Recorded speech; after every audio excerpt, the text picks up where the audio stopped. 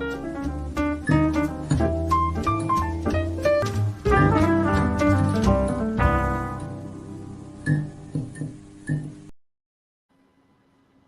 what's up, guys? How's it going?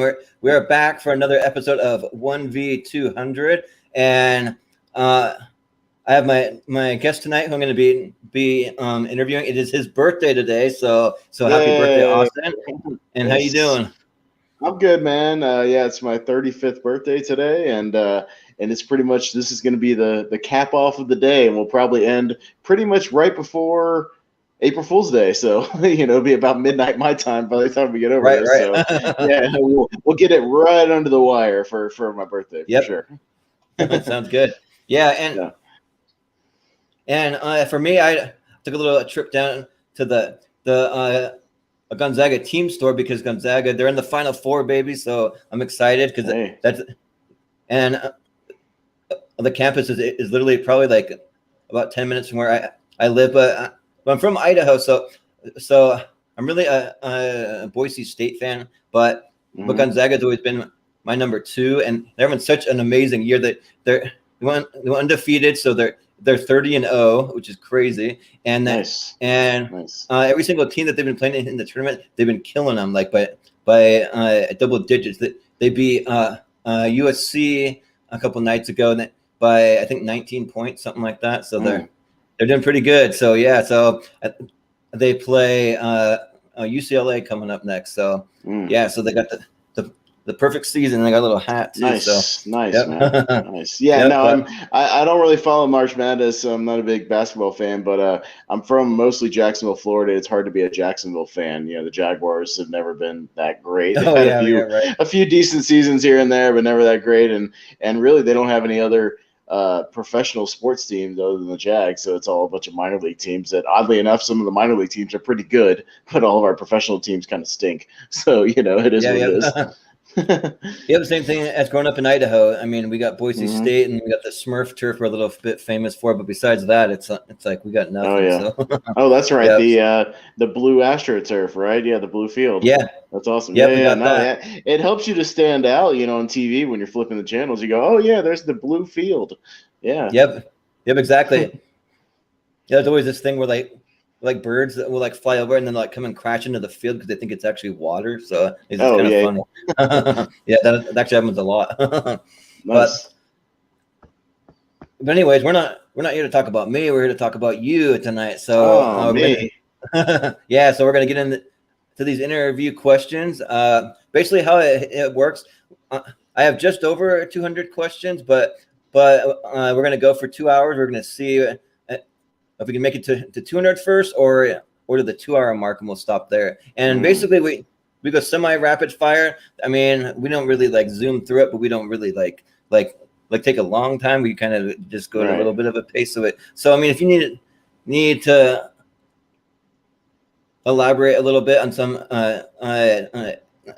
question, that's totally fine. If you got a little story behind anything, that's totally fine. Like a little story to expand on to kind of explain my answer. I'm sure whatever goofy dumb answer I come up with, that explain my logic behind it. Yeah, I'll take a second, but yeah, otherwise I'm down to rapid fire. Yeah, definitely. Yeah, but like you don't gotta go too fast or anything. You just go whatever's comfortable. But if there's any questions that you wanna pass on, you're more than welcome to pass. So far, my mom is the only person who passed on a question, but that's it. Everyone else has been totally open, and she only passed on one. So, so yeah. But all right. But yeah. So, we'll just start here. So, and also too, just another quick side note is that so I started building this list of questions with a friend back in high school, and we just came up with these crazy interview questions as a way to get to know each other at first, and then we were both dating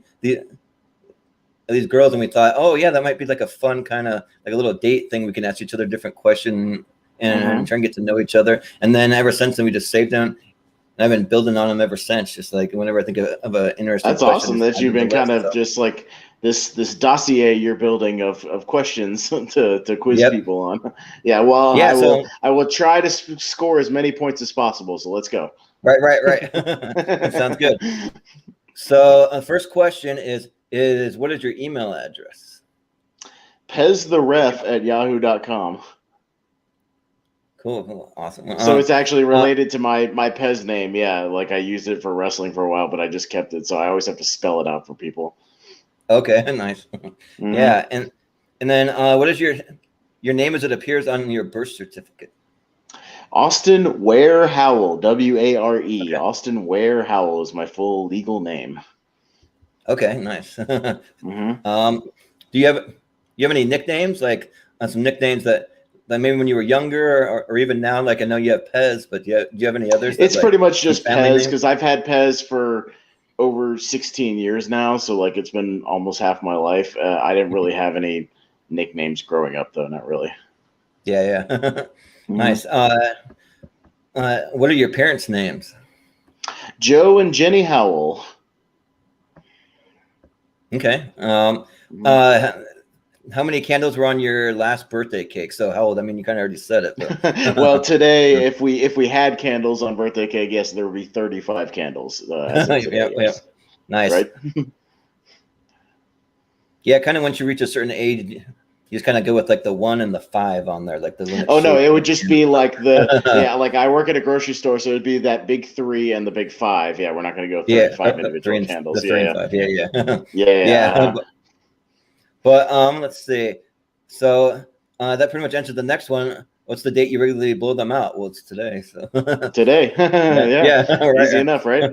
Easy enough. Yep. Do you have any pets? Yes, my pet dog Melanie, who she's actually right next to me on the couch. So I'll try to. There she is, right there. Say hello, Melanie. And she's always when we stream this late, she's always wondering why we're like up so late while we're not off in bed right now. So that's why she's just hanging out next to me. But that's her. She's right next. She's basically my little girl. Yeah. Oh, what kind of dog is she?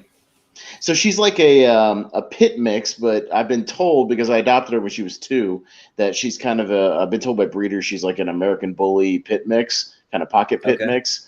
So yeah, she's all muscle, man. She's like 52 pounds of solid muscle, man. She's like a little anvil. Wow. I mean, she's totally solid, but she's the sweetest little dog, man. She's a sweetie pie. She loves everybody. You know, some owners just let their dogs get fat and stuff, so that's good that it's. Oh no, she's super muscular. Yeah, she's ridiculous. Yeah. Nice. What is your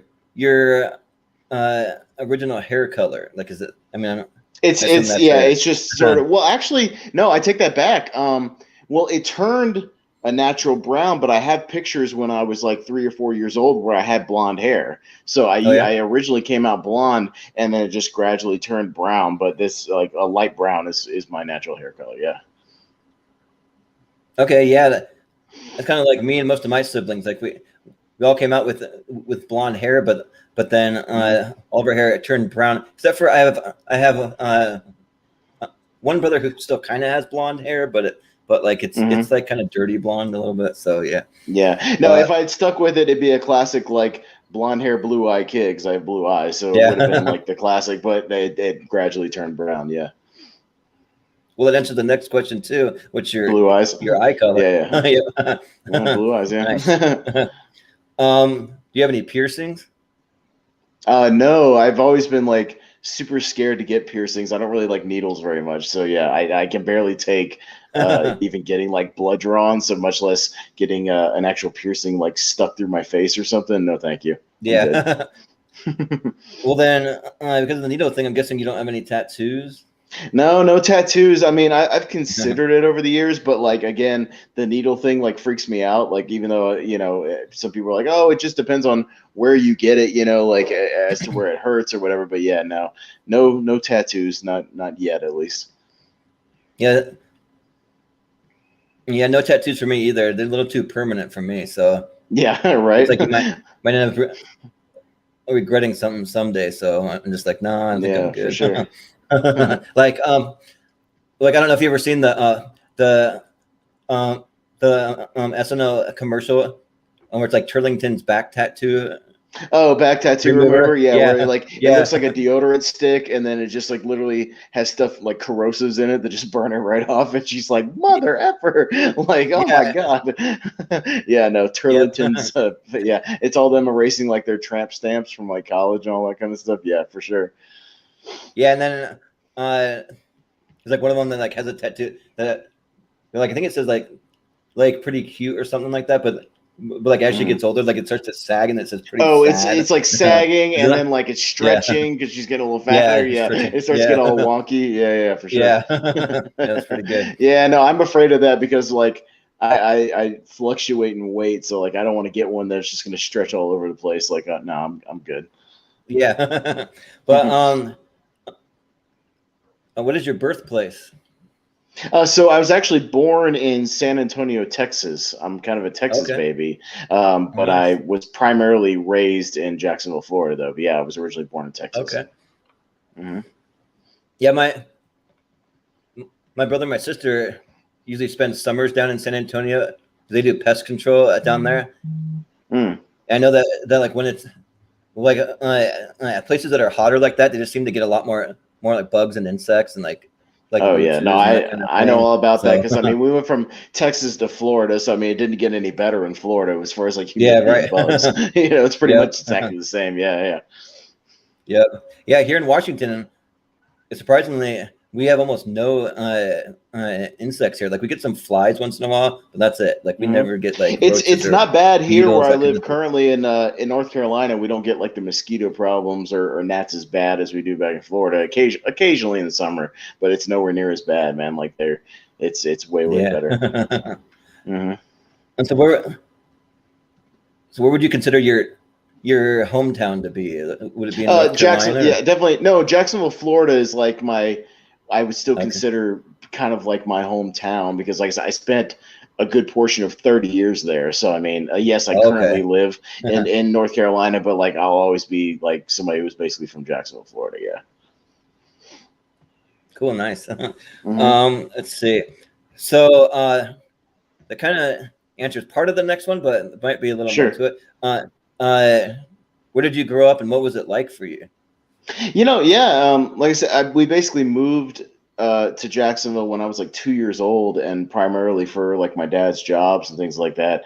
And yeah, and that's where I grew up. Like I said, for the better part of really 30 years, I Yeah. lived there, and yeah, it was cool. Jacksonville is it kind of was a really great city, and it's sort of gone downhill in the last 10 years or so. It's just getting a little overcrowded. It's becoming sort of like a mini Atlanta, just getting really bad with traffic and Oh yeah. overcrowding, and there's not enough like housing around. And but like it was a cool city because it's actually the largest landmass city in the country. Like the Oh whole wow. literally from like top to bottom, it spans like 40 miles. It's ridiculous, Oh wow. and so it That's takes you crazy. forever to get anywhere, really. Like, but I grew up 10-15 minutes from the beach, but I wasn't a beach person.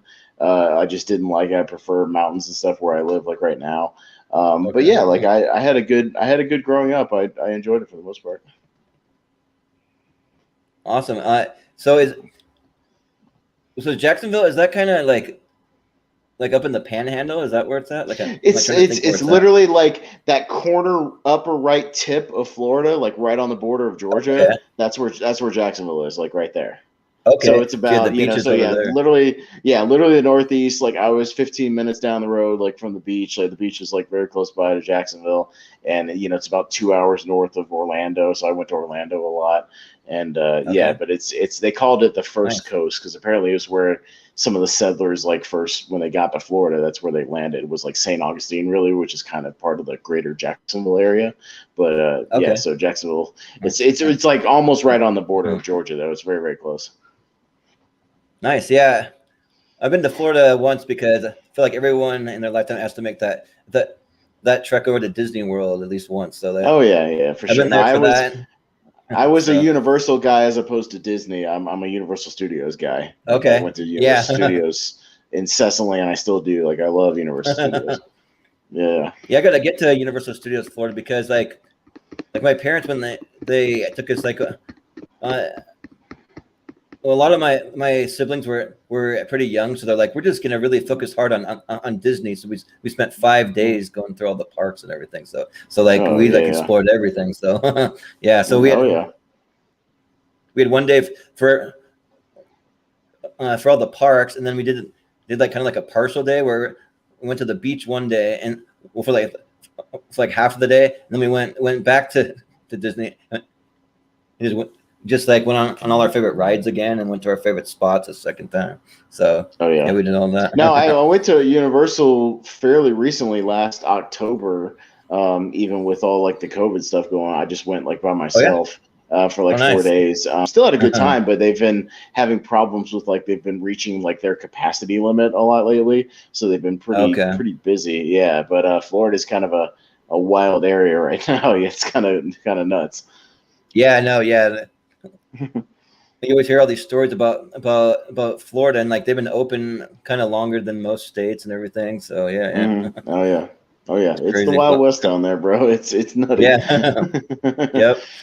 So what's your relationship with your family like? Do you have a good relationship or a bad relationship? Yeah, no, we're very close. Like I said, for my birthday, like after I got off work, my folks who live like just down the road from me up here treated me to a Mexican dinner, so we did that. Nice. I have one sister who lives down in Greer, South Carolina, which is it's over the border, but it's really only about an hour from here. So she likes the fact that she's close enough to the family to visit, but like not too close. She kind of likes a little bit of space. But yeah, I literally live like my parents are like 8 minutes down the road from me, like here in Hendersonville. So it's like we're all pretty close. I was the last one to get out of Florida to get up here, but yeah, like we're all pretty close for sure. Awesome. Yeah. Like I thought that I wanted a little bit of space, and it was nice to have some space from my family. Mm-hmm. They all live over in Idaho, but so I moved over to Washington, and actually I lived in the Seattle area for a little bit, and like it was fun to like go live by the city and everything, but like now I'm kind of missing them, kind of wishing I lived a little closer, but I mean I'm still like within like an 8-hour drive, so it's not too crazy. So yeah. Gotcha. But let's see. Have you ever been in love before, and if so, who? If you're willing to talk. Yeah, I was actually in a 7-year relationship. I'll keep her name in anonymity, so I'll just say Miss S. We'll just call it. Sure. Just to protect her identity. But yeah, we were actually married for 2 years as well. So like I have been married in a relationship. Not currently. We are split apart now. We're divorced. But we're the cool thing is that like we're totally cool. We're totally civil. Like it's one of the reasons like I finally moved out of Florida is like we just the relationship ended. I sold the house. I split the money with her like 50-50. She stayed in Jacksonville. I used the money to come up here and put a down payment on a condo up here. So, and move closer to my family. But yeah, like, no, we definitely like were in love. Like we had a solid relationship. There was just certain things we couldn't work out even with therapy and counseling and stuff like that. Things we worked on, we just couldn't get around. But yeah, she's a great person overall. I don't have anything bad to say about her. Well, that's good. Yeah. Divorces are never fun. My parents are currently going through a bit of a divorce, so we've been doing that. So, but I mean, we're dealing with it fine. I mean, they're still friends. Like it wasn't anything like crazy either. Like when we have family functions, like we all go to it. We all spend Christmas together. We all spend birthdays, holidays, that kind of thing together. Yeah. So we don't do like the holiday things together. But the last time I went down to Florida, down in October, I stopped in Jacksonville and we had lunch together. Like we caught up on things. You know what I mean? It's like we're totally cool like that, to where like we could stop and like and have a meal and like and not be awkward or anything like that. And we still text and message every now and then. So like we're very much still friends. Like we're still. I know it's a cliche thing to say. Oh yeah, we're still friends. So like no, like we legitimately are. Like we're still cool. So yeah. Mm-hmm. Well, that's good. Yeah, but like here's a little lighter question after like a heavy question. Have you ever been to Africa before? Africa? No, I have been to South America and Europe though. Okay. Yeah. I always like to throw those kind of random questions in at a left field. Oh yeah, no. haven't had a chance to get to Africa for like a safari. No. Yeah, right. No safari shit or anything. Yeah, like I've always wanted to go to Africa, but I mean it's not. Well, they're not even my real first choice. I mean, I've actually always wanted to go to Japan, so if I could ever do that, I think that'd be Yeah, no, I amazing. want to get over to either like Japan or Thailand or like South Korea. Like some of those places like just seem pretty cool. Like I want to go Yeah, that'd check be them out awesome. eventually. Maybe, yeah, no, like eventually. Like I got my roommate, my former roommate, is going to go teach English over in Japan. He's like been fascinated with Oh, Japan awesome. for like the longest time, so he's actually going to go and move there and live there. So I'm hoping actually when he does, that maybe down the road I can go like visit him in Japan and he can kind of be my little That'd be tour cool. guide because we're still friends. Like we still chat all the time. So like we'll definitely hook Okay. up maybe someday and go tour Japan. Nice. Yeah, I've always been just pretty fascinated with the culture over there. Just Oh yeah. it's like strong family relationships, and they're like all based on like honoring your family and that kind of thing. So Mm-hmm. yeah, Oh yeah. yeah, I've always Definitely. liked that. But let's see. Have you ever been toilet papering before? No, not that I can remember. Oh I man. was never one to like vandalize people's stuff because I didn't want to have my stuff vandalized in Yeah. return. So I was just never really one to like. I've never really been like a prankster either, really, because again, I don't like people pulling pranks on me, so I just never did it to anybody. You know, getting into like Right. prank wars and stuff. Not that I can't like go have fun and stuff, but like it's just. I've never been one to like. I don't like vandalizing people's stuff. I think Yeah. it's Yeah. just it just is not my thing. Well, if you watch my episode, so me and my friends went toilet papering a lot. We went so much that we like created like sort of like a little gang that called ourselves the Yard Rapers, and so we Oh, had jeez. we had a little gang sign that was a fake bird. Not very subtle with that name, are you, No, Jordan? no, nope, no, we're not subtle. So like Yeah. we all do like the little like instead of putting hands in, we all put the fake bird in. We're like Yard Rapers, go or whatever. So yeah, so Jeez. you watch my episode, we did some crazy stuff that like some of it like was kind of over the top, a little much, but like Mhm. yeah, you can find it on there. But let's see. Have you ever been drunk before? Yes. Yes. Yeah, now I'm not like super often. I just kind of I mostly just kind of socially drink, but the most drunk I ever got was probably at my 10-year high school reunion a few years Oh ago. yeah. Yeah, or actually it was God, it was like 7 years ago, dude. Time flies, man. I'm gonna Yeah. I'm gonna be at my 20-year reunion in like a couple of 20. years, which is kind of crazy. Crazy. Yeah. So but yeah, like what happened was is they had an open bar, but only for the first hour of the function. So Oh. everybody was just like pounding rum and cokes and pounding vodka sodas and pounding beers, just like and just as much as they could get in like an hour. And then of Yeah. course everybody kept drinking at the regular bar like after that. And yeah, Yeah. I was pretty wasted. Although I've never been blackout drunk. I've never forgotten what happened that night or like lost track of Okay. time. So like I can always fully say I've always at least remembered everything that happened and like I've never blacked out. Oh yeah. Mm-hmm. Yeah. I ended up missing my 10-year high school reunion because of work. I had like a horrible like crappy boss that like literally threatened to fire me if I left for it. And I tried to get someone to cover my shift for about a week, and I couldn't find anyone to do it. And so I just like, this happens once every 10 years. I'm just gonna go. I'm gonna head out. And like he's like, if you do, you're fired. So it's really your choice. I'm Yeah. like, oh, so that's how it's gonna be. All right.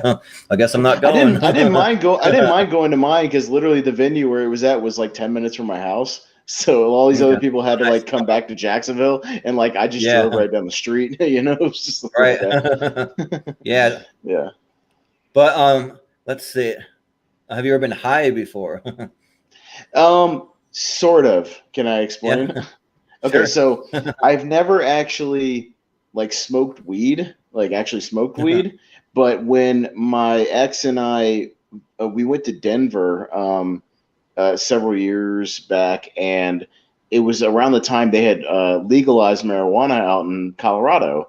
And so we actually went to a dispensary there and like checked it out. But the hotel we were staying at like completely forbade like any kind of smoking whatsoever. Like it's funny, they don't come out and say like don't smoke weed in your room. They just go like no smoking in the room. We mean no smoking in the room. You know, like Yeah.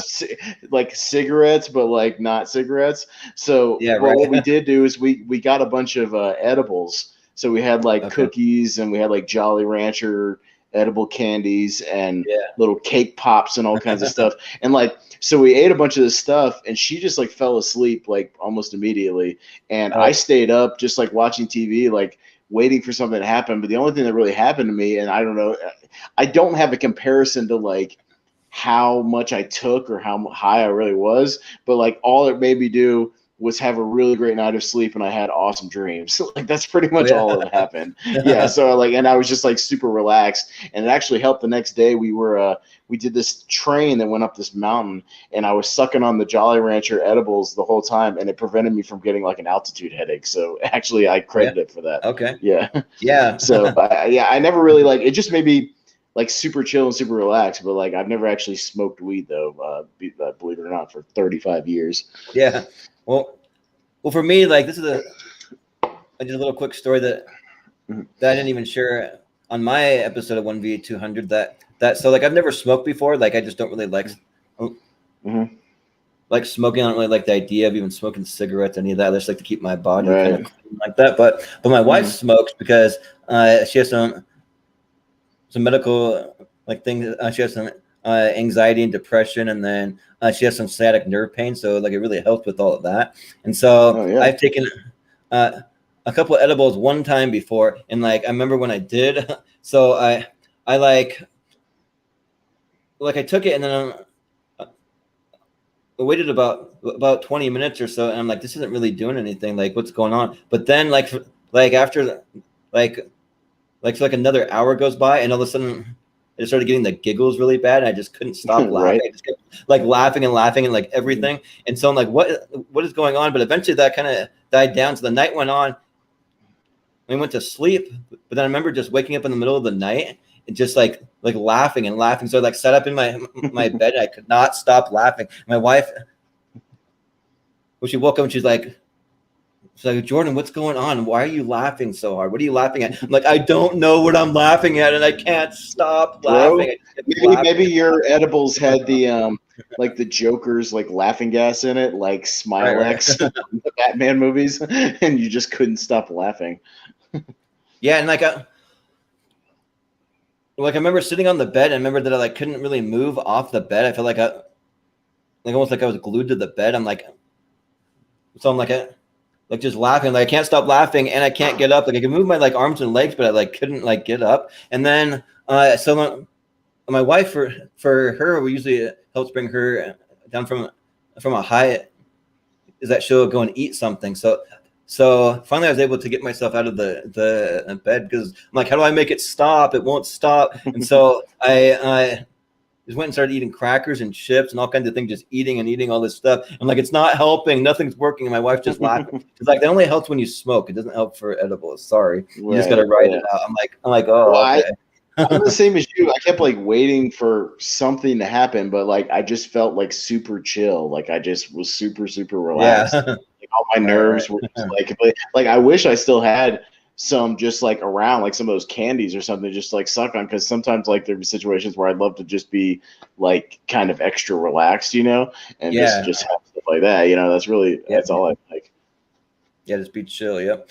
Mm-hmm. But, well, let's see. The next question is, where do you work or go to school? So, I'm not a student or anything right now. I've worked with Publix supermarkets, which you might not be familiar with because it's a grocery store chain here in the Southeast, and they have over Okay. 1,500 stores. So they're like the number one grocery chain around like Florida, Georgia, South Carolina, that sort of area, and Okay. North Carolina, obviously. But so I've been with that company for over 15 years now. Oh, nice. Cool. Mhm. Um, let's see. What is your favorite color? Do you have a favorite color? I would probably say black, although I've been told black is not a color, it's the absence of color. So is Yeah. that an acceptable answer? I don't know. But if I had Yeah, to that pick works. like a color other than black, I would say like just, it's a typical answer, but like I like blue shirts and blue. Blue is good. Okay. Yeah, like Well, for me, like I'm a huge T-shirt guy. Like I probably have over Mhm. like probably like 100 different T-shirt or more. But like I like sort of collect them. But like probably 90% of my shirts, like I didn't really plan it, but like they're all black. So I'm like going through all Oh, dude, my we would my have clothes the and if I exact have to wear same. We would have the exact same closet because yeah, like 85% of my shirts are black. Although I do have yeah. like the colored ones I have are all either red or blue, like for the most part, and like they're all movie or TV related shirts. Like almost all of them have something to do with like movies. Like the one I'm Yeah, wearing same right with now me. just says I speak fluent movie quotes is what my shirt Oh, says nice. right here. So yeah, but I which need is a shirt true. like that because like I'm all about movie quotes. Like I Wikipedia in one of the trivia leagues, Titan trivia, and they asked what some of my strengths were, and definitely movie quotes. That was one of my strengths. I told them because Well, like I'm I not good with them. totally, it's a total thing of mine, and it's helped me win trivia because I can remember like most of the movies I own. I know like pretty much all the lines of dialogue, especially the movies I grew up Yep, with, like that I've seen 100 times. same So the same way. sometimes pulling trivia answers is easier when you can remember the specific line of dialogue that contains the answer, like word for word. So Yeah, it's definitely yep. helped. I have one of those brains that can like remember lines of dialogue, things like that. Yeah, for some reason, yeah, like I'm the same way. Like I remember like obscure movie quotes, but then like I don't always remember the important things when it comes like math and science and stuff. I'm Oh just yeah, like I've not said very the good same with. things. It's like I can memorize. I literally have all the dialogue to Jurassic Park completely memorized from start to finish. Yeah, But if you gave me a test that had 20 vocabulary words on it with definitions, I could not memorize it to save my life. yeah, right. Yep, I know the feeling. But let's see. Um, what things have made you cry before? So like books, movies, maybe like a personal experience or anything. Um, I've had, the only times I've ever really cried is like me and my ex had, nights where we both were kind of crying, with each other over certain Yeah, experiences. I won't say anything like specific, but I right. haven't really had any movies really make me cry. I've had movies that like brought me right to the brink, but like didn't quite make squirt tears, you know what I mean? Where you get that like that choked up like goosebump feeling, but you don't quite get there. I've Yeah, had stuff like that, but no, I'm not really like stuff in entertainment or anything doesn't really make me cry. yeah. I don't know. I think the only thing that's almost made me cry is like those like Facebook compilations where it's like the family members and all of a sudden there's like a surprise person that in the military in their family is like right Oh behind yeah, them, uh-huh. like a surprise Yeah, reunion. Like that stuff like gets to yeah. me sometimes, but that's about it. Yeah.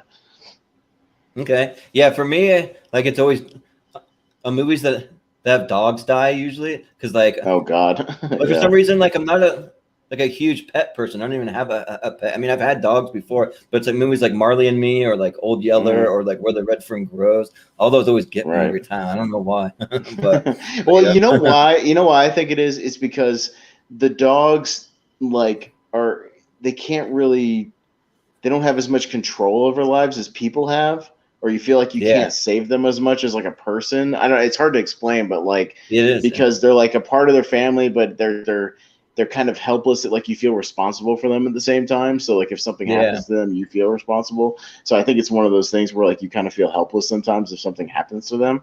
So that's why I think it hits more than you seeing like people die in movies. Oddly enough, yeah.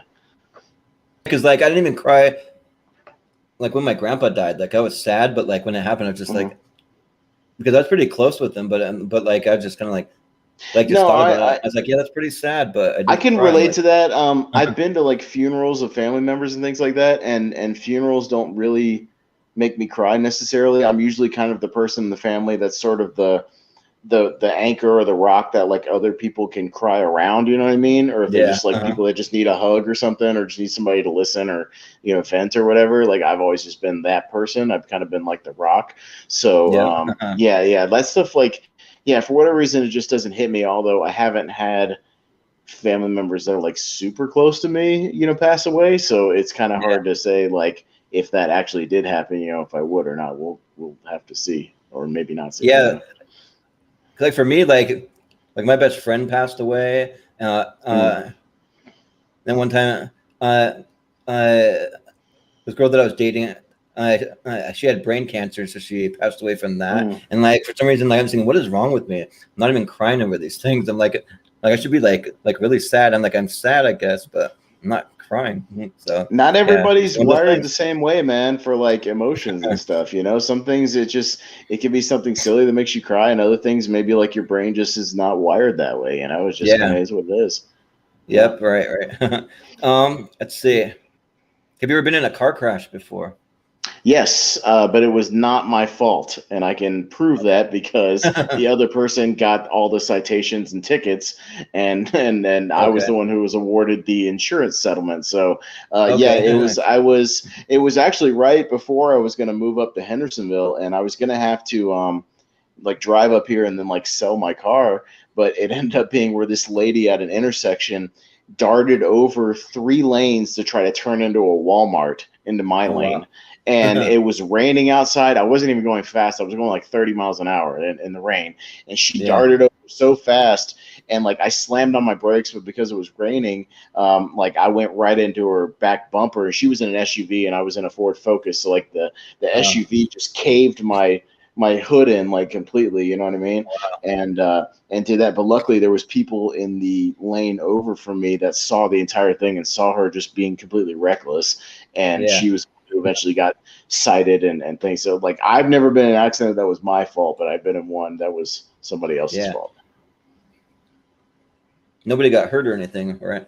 No, I don't think so. She was like, well, there was a weird thing about that. She was wandering around her car, like looking at the damage and stuff like that, and she eventually just went over and sat in the passenger seat. And then all of a sudden, once her son or somebody showed up, then all of a sudden magically she needed an ambulance and she couldn't move.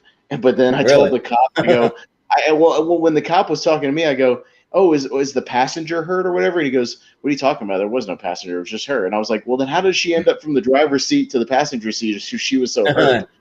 Yeah. And the cop was like, yeah, that's really funny, isn't it? And so she was Yeah. trying to Right. like They're fake trying to like play it up. injuries and sympathies. Yeah, she was trying to play it up, but like the witnesses had my back. All the evidence supported like my story, and like it never went anywhere. And the insurance eventually sent me a check basically for the stuff. So yeah. Crazy. Yeah. I've been in like a few wrecks, but I won't tell the whole stories. But like I've been one where I was just a passenger in the back seat, so I wasn't even driving. I was in one where I was driving, but it's clearly the other person's fault. And then I was in one where it was debatable as to whether or not it was my fault. But Yeah. I did end up getting cited, so like technically it was my fault. But like there were some weird circumstances I won't get into here. But No, yeah, I gotcha. but I've experienced all of it. So, but Mm-hmm. let's see. Do you have anything weird or unusual that you're obsessed with or you have to have done? So, like, for example, whenever I sleep, for some reason I have to have all the doors in the room are completely closed, even the closet doors. For some reason, like it's not like I'm afraid of anything, or it's just one No, I feel you. some weird thing. Yeah, I always close the door to my room whenever I'm sleeping. Yeah, I don't leave the door open unless I accidentally just left the door open and didn't think about it. I have to have a fan on even in the winter. Like I just Okay. have to have some air circulation. You know what I mean? It just Yeah. is what it is, Hmm. which not everybody appreciates because some people don't like that, especially when it's cold. But like I Yeah. have to have air going, and then Hmm. when I eventually start doing like my house cleaning for the week, like when I start doing my cleaning, like when it comes to cleaning my floors, I have to get down on my hands and knees and scrub them with like a paper towel and Murphy's oil. Like I can't just do like Oh, really? a vacuuming or a sweeping or like a Swiffer thing. Like I Yeah. physically have to get on my hands and knees and like scrub every part of the floor. So like I have little things like that. Yeah. Yeah, like I'm a little bit that way too. I used to work for Stanley Steamer, the carpet cleaning company, and so Mm-hmm. we would clean everything. Like we do carpets, we do hardwood floors and tile and everything, and like we literally have a vacuum cleaner. So like everything that you're cleaning off of it, you're actually extracting it. So like goes into a tank out in the truck, and we take it away. So rather than like cleaning it and then and kind of wiping it around, so some of it's getting smeared around and stuff, we just Mm-hmm. extract it. So like part of me is always like, man, like I need to call Stanley Steamer, get this extracted out of here or something. Right. So Yeah. yeah. but but do you prefer croutons or bacon bits on a salad? You have a preference. On the rare occasion where I do eat a salad, because it's not really my first preference, I would say probably more bacon bits because I'm a big bacon fan. I eat bacon literally almost every morning for breakfast. Like that's my go-to like breakfast food. Yeah, for sure. Oh, nice. Yeah, when it comes to croutons, I'm just like, who just wants like stale like bits of bread? That's like it doesn't even sound appealing. No, I would rather just put like dressing and like shredded cheese or bacon bits on a salad for sure. Yeah. Yep. You prefer 2 doors or 4 doors on a car? 4 doors, because I don't like the pain of like if you're taking extra people in the car, of them having to like do that thing where they have to crawl behind the seat to get behind the car. I hate that. So I just rather have 4 doors. Yep. Much easier. Out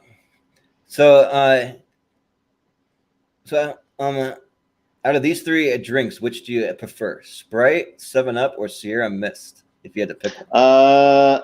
I'll go Sprite, but I'm normally. Did you have a question about Coke or Pepsi coming up? Just because it depends on my answer.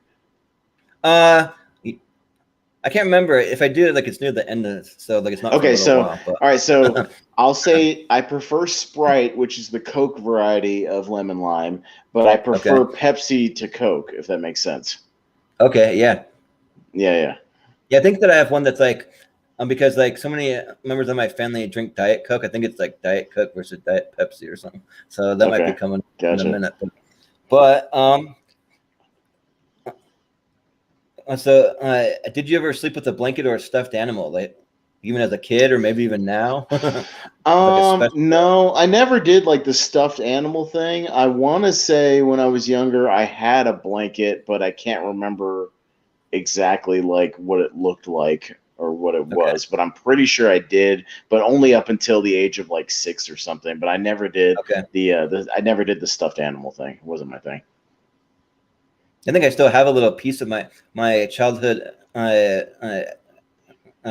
blanket in storage somewhere, because me and my siblings all had childhood blankets that we called a whoopee for some reason. Mm-hmm. I think I was the one that came up with that, like as a kid, and so all my siblings had one. So I think mine's just like out in our storage, I think. I didn't need the stuffed animal because usually I would just curl up with the pillow, like almost like a body thing, and I would just sleep with like the pillow, just kind of like curled up with me. So that's kind of what I did. So I never had like the need for the stuffed animal. That makes sense. Yeah. Mm-hmm. Let's see. What is your favorite ice cream flavor? Currently it's there's a variety called Moose Tracks. Have you ever heard of it? Oh yeah, yeah. Moose Tracks is like my favorite. Our Publix brand, like our grocery brand, Moose Tracks is like the best ice cream. I love it. Oh, nice. That's cool. Let's see. I'm losing my place here. Let's see. What's your favorite breakfast foods?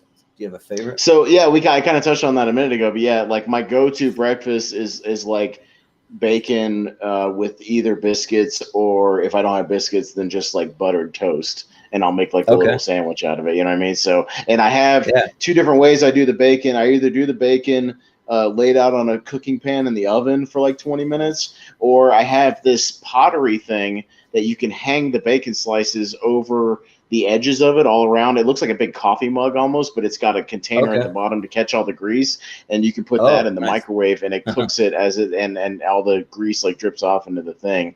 But yeah, like bacon is my like. That's handy. I literally, if I had to say like 5 out of the 7 days a week, like pretty much if I have time to eat breakfast, I'm eating something with bacon. Nice, yeah. I'm a big breakfast food person. That's my favorite meal of the day. So I eat like Ron Swanson. Breakfast meats are the greatest meats. Yep. I'm the guy that's like, give me all the eggs and bacon that you have. Right. All of them. All of them. Yeah. But what's your favorite dessert? If I had to say, probably like chocolate pie, because that's what I usually get for like my birthdays and stuff. I'll get like a French silk pie, like just a really good sort of a chocolate mousse pie. Yeah. Nice. That's good stuff. Yeah. Mm-hmm. Let's see. when you wear socks, do you usually wear long socks, mid socks, or ankle socks? I do like the ankle socks. I don't like the super short socks that almost go down to like your, the little hump on the side of your foot. Like I don't like short socks that short, Yeah. but like the ones that are just slightly above kind of your shoes. So like I guess those are ankle socks, I guess. Yeah, for sure. I usually go with just like straight up white socks, or do you do like any different colors or anything? Just white, and like if they have a little gray on them, it's fine. But like, yeah, I don't do any. People give me like I have a drawer full of like the goofy socks, like movie socks or like Christmas socks and stuff, but I never wear them. So I've got a whole drawer just full of these goofy socks. Because to me, just me personally, like nobody looks down and notices your socks. Or if I'm wearing if I'm wearing jeans or something, they're not going to see my socks. So like, what's the point of those socks? Like they're just not going to see them. So like, I don't see the point of it. Yeah, right. That makes sense. Let's see. What's your favorite holiday? Halloween for sure. Oh, yeah? Halloween's the greatest because I get to. I love doing cosplay and like dressing up. So like it's the ultimate of that. Okay. I love, and I've told you I love horror movies. So like Halloween's just like right up my alley. Although Christmas is slowly creeping up. Like not that it's ever going to overtake Halloween, but I've grown to appreciate Christmas more as an adult, and especially Christmas music. I've gone to appreciate more. But yeah, but Halloween should pretty much always be number one for me. Oh, nice, yeah. And for me, like I like a lot of cosplay stuff too, but usually I only end up dressing up maybe like every other year because when I do cosplay, like I want to do it good. I want to do like a really cool I do. Like I go all out. I have 3 or 4 outfits that I still have in my closet that are like my go-tos, that are like my full outfits, like my full thing that I can whip out pretty much at any time, Yeah. And but like when I think of new ones, like this past year, I went for Halloween as Dennis Nedry from Jurassic Park, like the guy nice. who played Newman on. Yeah, so I have pictures of like, and I did like I had like this black makeup covering half my face, like for when he got like spit in the face. I had like the Barbasol can. I literally bought a raincoat online that had the Jurassic Park logo on it, like it was a Jurassic Park raincoat. I had an ID badge with like his picture on it. Like I would go all out when I do it. So cool. So when I think of like a new one, I try to plan in advance so I can like, if I need to order stuff, I order the pieces, whatever I need, the accessories over time, and then I just kind of put it all together. But I'm also kind of a chunky guy, so I have to pick out characters or things that like work for me. So it's like Dennis Nedry. I did Lex Luthor a couple of years. I've done the Penguin from the old Batman '66 show, like the Burgess Meredith version. So it's all stuff that kind of works for my body type as well. So I have to keep that in mind. Yeah, right. Will you ever have any pictures? You have to show me sometime. Oh, I have some pictures. I'll shoot one to you for sure. Yeah. Yeah, I've done some pretty epic ones. Like one of my favorites ones is I did a really legit Darth Maul costume for when the Force Awakens came out, and like I went and got like one of those professional bald caps, and then my friend do up all the makeup and the face paint, and it looked really cool. Like, and then I like glued horns. I made like some like really legit looking horns, and had horns all over. And I had a double-sided lightsaber, all of that stuff. So yeah, that's fun. Awesome, bro.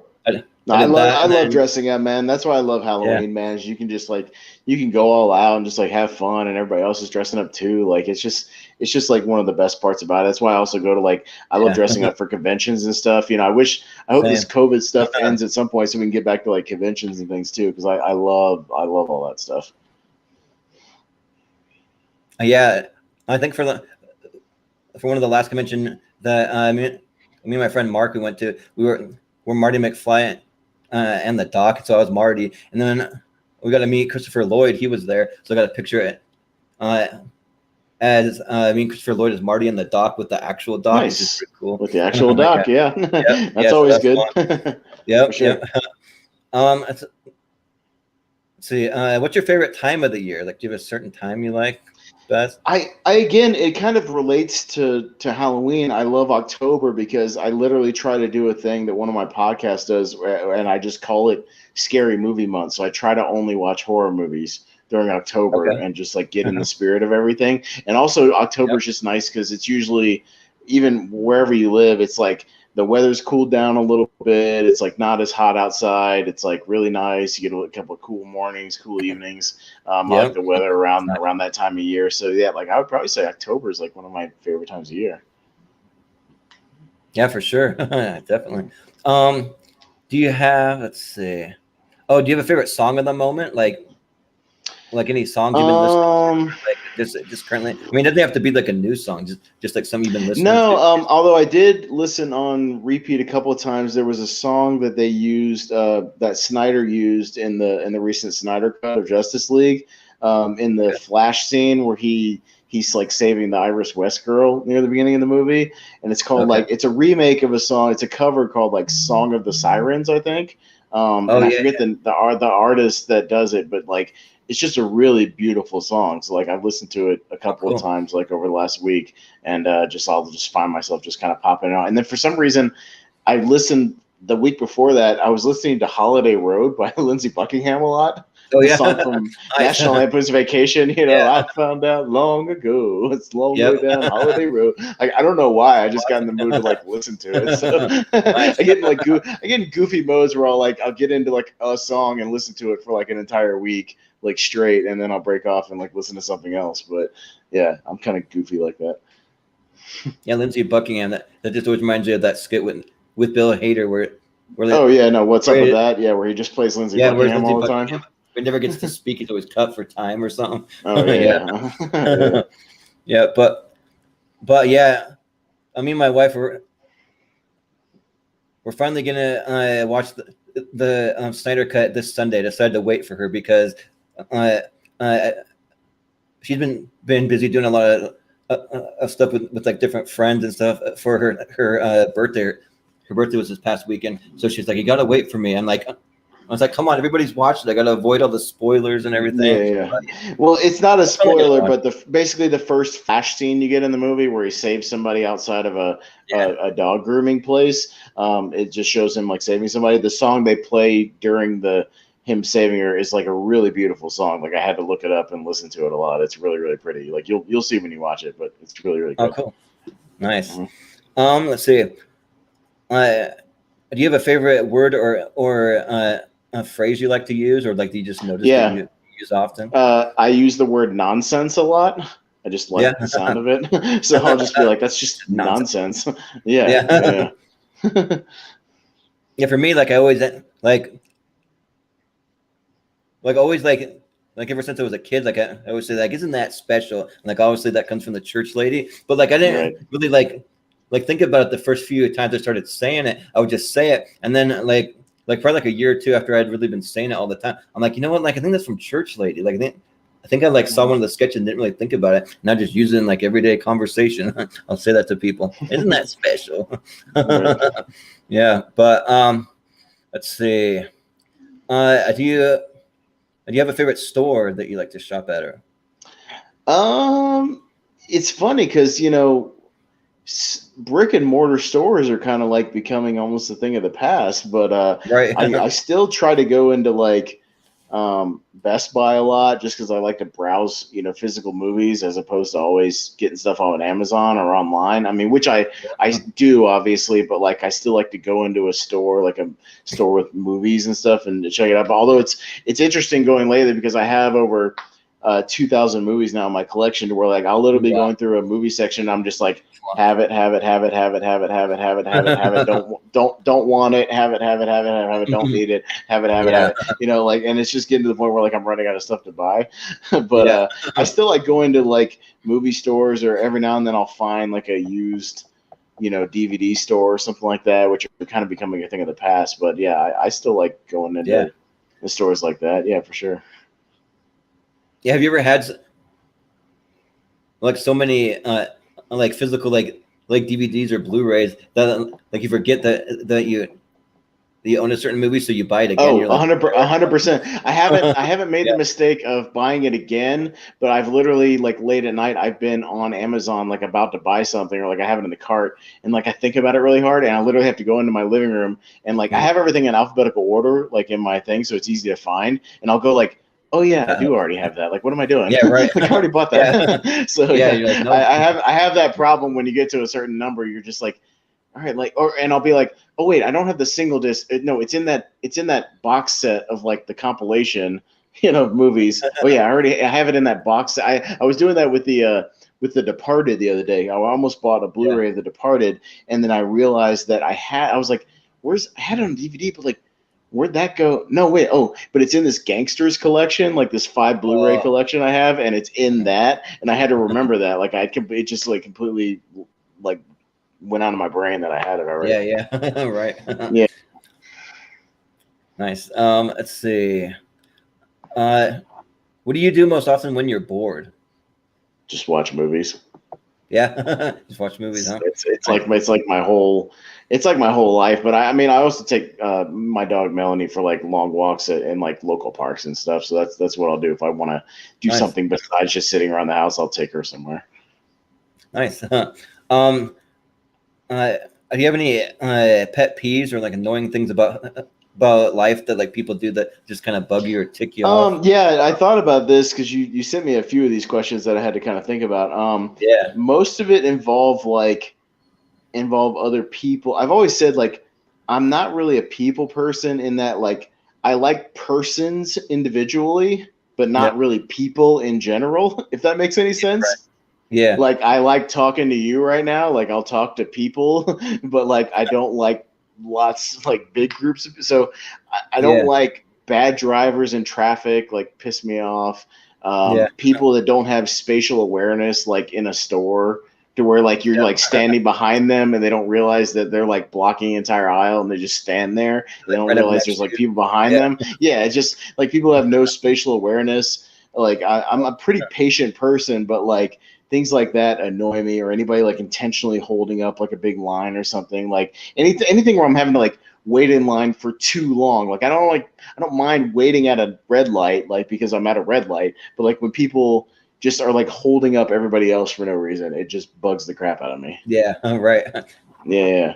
Like, well, for me, like I've took pet peeves kind of to like a little bit of an extreme because I have a note app on my phone, and so like every time I think of a new pet peeve or something that like bug me, I'll put it on the list. So I have like this running list of like all my little pet peeves and stuff. Oh jeez. Like keep it for fun for some reason. I'm just kind of weird like that. Like I have notes of like all kinds of random stuff on my phone, but all my notes on my phone are like I'll be listening to podcasts and they recommend movies, and I have like a tab where I put in movie recommendations like on my note tab on there. So like because I'll forget about it the next day if I don't write it down somewhere. So like I have a long running like note tab of like movie recommendations. Yeah. Mm-hmm. I definitely got one of those too. Do you have a favorite salad dressing? It used to be like, well, no, I'll say like a balsamic vinaigrette is probably my go-to. Okay. Mm-hmm. It's like my mom. My mom's like loves balsamic vinaigrette and like everything. So yeah. Yeah, I don't like it on everything, but I have started putting ranch on a lot of stuff. But oddly enough, I don't really like it on salads. So I'm kind of backwards. Nice. Yeah. Yep. Yeah. Let's see. Do you have a favorite number and why, if you do? I don't know, bro. A number. Yeah. I don't know. Some people do, I'm not a weirdo. Like I don't have a favorite. Yeah. Number. Right. It's a good question, but like I've never thought about it. And no, not really. Yeah. Usually, like people that like pick a favorite number usually has to do with like sports for some reason, like just like athletes. Oh number. Yeah, I don't have that connection with like sports yet, because people will be like, oh, it's I take it back. I put 31 in a lot of my stuff because my birthday is March 31st. So like a lot of my, let's just say 31 might be part of a lot of my online passwords. Let's just put it that way. Yeah. So I'll say 31. Okay. Yeah. Okay. Let's see. If you had 3 wishes, what would they be? And you can't wish for more wishes. So like X-Day the wishing for more wishes, as Robin Williams says. To be a master of like musical instruments because I've never been musically inclined Okay. whatsoever. I don't have the Nice. coordination. So like if I had the power to like be able to play any instrument, like that would be one for sure. Yeah. I would. I mean, everybody talks about like money, but like I would only just I don't want like a crazy amount of money, just like enough to be content, like just enough to Yeah. like not worry about stuff. You know what I mean? Yeah. Just Right. enough to like where I don't have to like worry about things. You know what I mean? Yeah. Like that's Right. all. Right. I'm not crazy like that.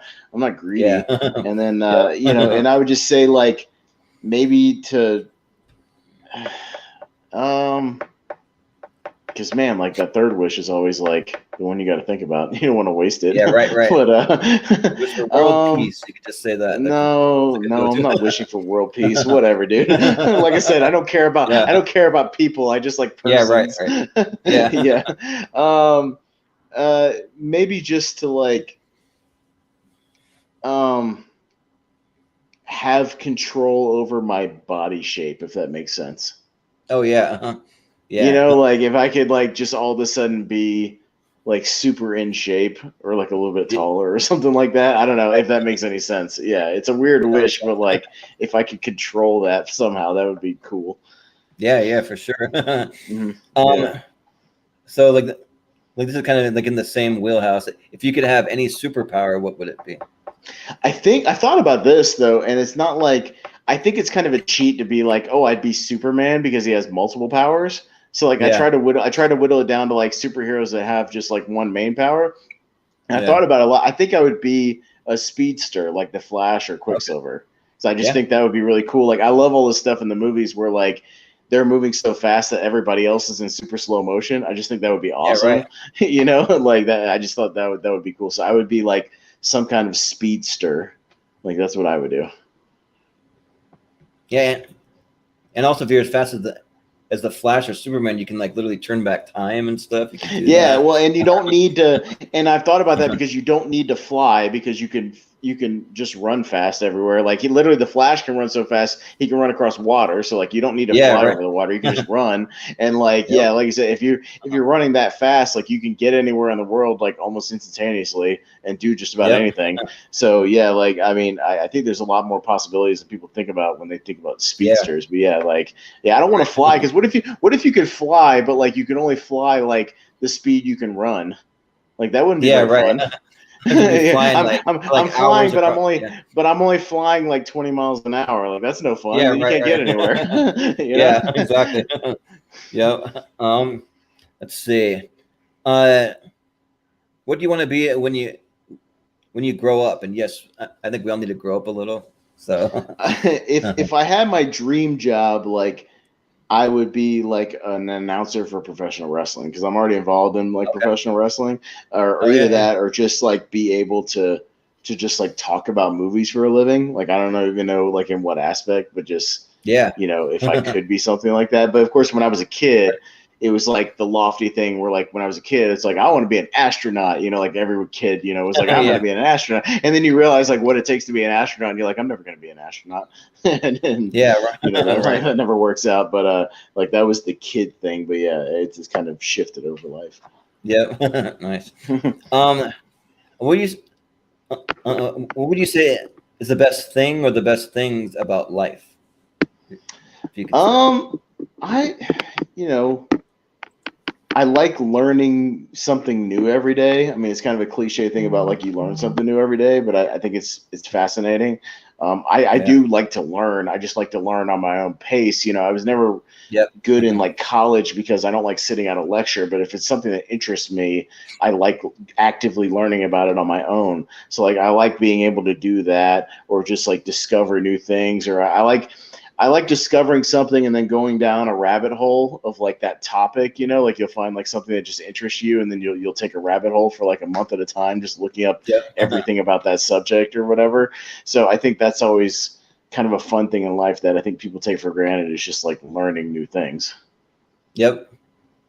Yeah, for sure. Yeah, I would agree. Uh, so here's a little bit of a loaded question, but if you Okay. could pick if you could pick 10 things to have in this entire world, what would they be? And they have to be actually things. So like, if you could pick okay, 10. I needed clarification on this. So like, does my movie collection count as a thing, or no? Oh, you could count it as like one thing, sure. Yeah, I think Okay, right. so I'll take my whole movie collection. Yeah. I'll take my current 75-inch 4K TV because I There need you both go. of those things to live. Yeah. Um, I'll take my favorite black chair that I'm not sitting in right now, but it's across the way over there because that's Okay. my one I snooze in.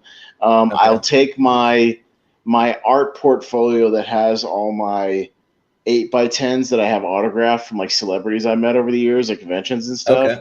Yeah. Just because it's a cool thing because it just every picture comes with like a memory of meeting that person. So like it's one of those things where like, you know how some people would be like, oh, if my house was burning down, I'd grab the photo album. Well, all my photos are online, so I'm not worried about that. So like Yeah, I'd right. grab this because I can't replace these 8x10s, you know what I mean, of like these autographs. So like I would grab that folder, take it with me. I take my dog Melanie, who's next to me, so I guess she counts as one. I would take. See, that's a tough question, man, because it's like it's all about possessions. Like, you're right. It's. And if you can't think of 10, that's fine. You don't have to go 10. You could just most of mine are like just stuff I've collected, like my collection. You know what I mean? Like just things that I've acquired over a long period of time that like it would really suck if I lost. You know, like which is like my collection has literally taken me 20 years to like accumulate and acquire. You know what I mean? Like it's been like a lifelong thing almost. So it's one of the things I'm most proud of. Like I love when people come to my condo, like my current one, and like they see the wall of stuff and they just go like, whoa, like that's awesome. And I think it reminds them of like going to the video store back in the day and being able to like physically see stuff on the wall, because it's more fun than like if you just got a remote and you're scrolling through like a menu, you know what I mean, on your screen. Like it's just not as tangible. Like, but then when you see all those, you're just like, there you go. Like there's the real thing. It's just something about it. Yeah,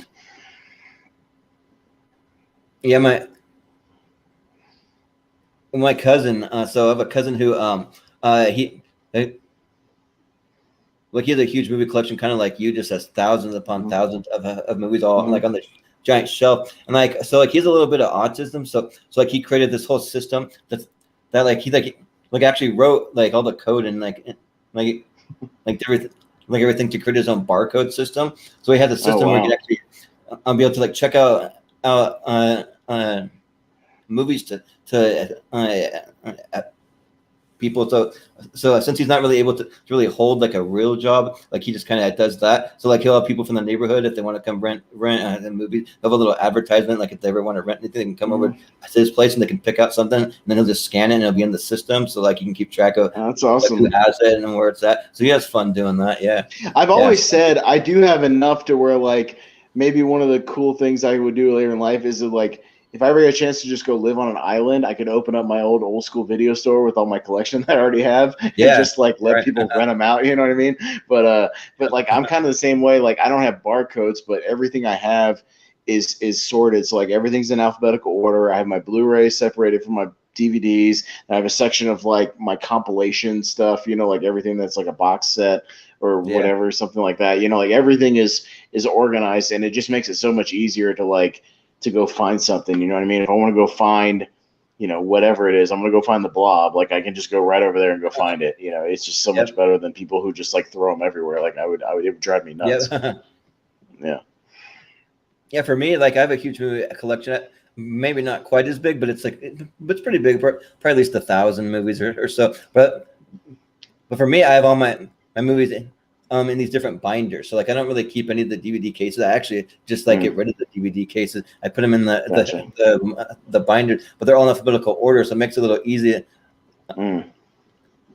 So like if I like travel or anything, I can just grab the binders, just bring them with me. And I even have one that's like a little binder that I keep empty. So like when I travel somewhere, like if I want to just like like take some of my favorite movies. I can just stick them in there for like a weekend or something like that, and just have it to go. Gotcha. So, I yeah, did that with my CDs eventually when I finally moved up here. It was just too much to take the boxes of cases for my CDs. So I eventually just put all those in my folders. And I forgot I had them the other day because my current roommate has these like $3,000 speakers. He's big on music. And so like we were playing like some of my CDs and I'd forgotten I had them, but I still had the folders and the binders.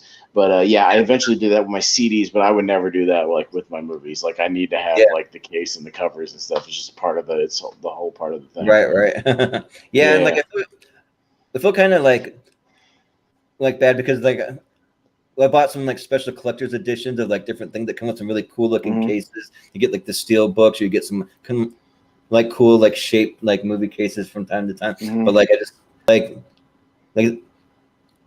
always what would always happen is like I would watch a movie and the case gets thrown over in the corner and they start to like pile up. So I'll have like stacks of DVDs on one side of the room and then cases on the other without anything in them. So just like, I'll get rid of the cases. I don't Hey, so, to each his own. To each his own, man. Everybody does their own thing, Yeah. Yeah, but what would you say is your favorite place?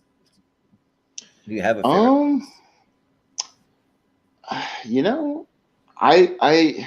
don't know if it's like besides just like my current movie theater living room, which is pretty much what it is right now. As far as outside of my house, like my current favorite place is probably there's like, I don't know if it's specific, but there's a couple of waterfalls nearby. Like I said, I really love like mountains and nature and stuff. And there's some really cool like waterfalls and stuff near, like not far from my place.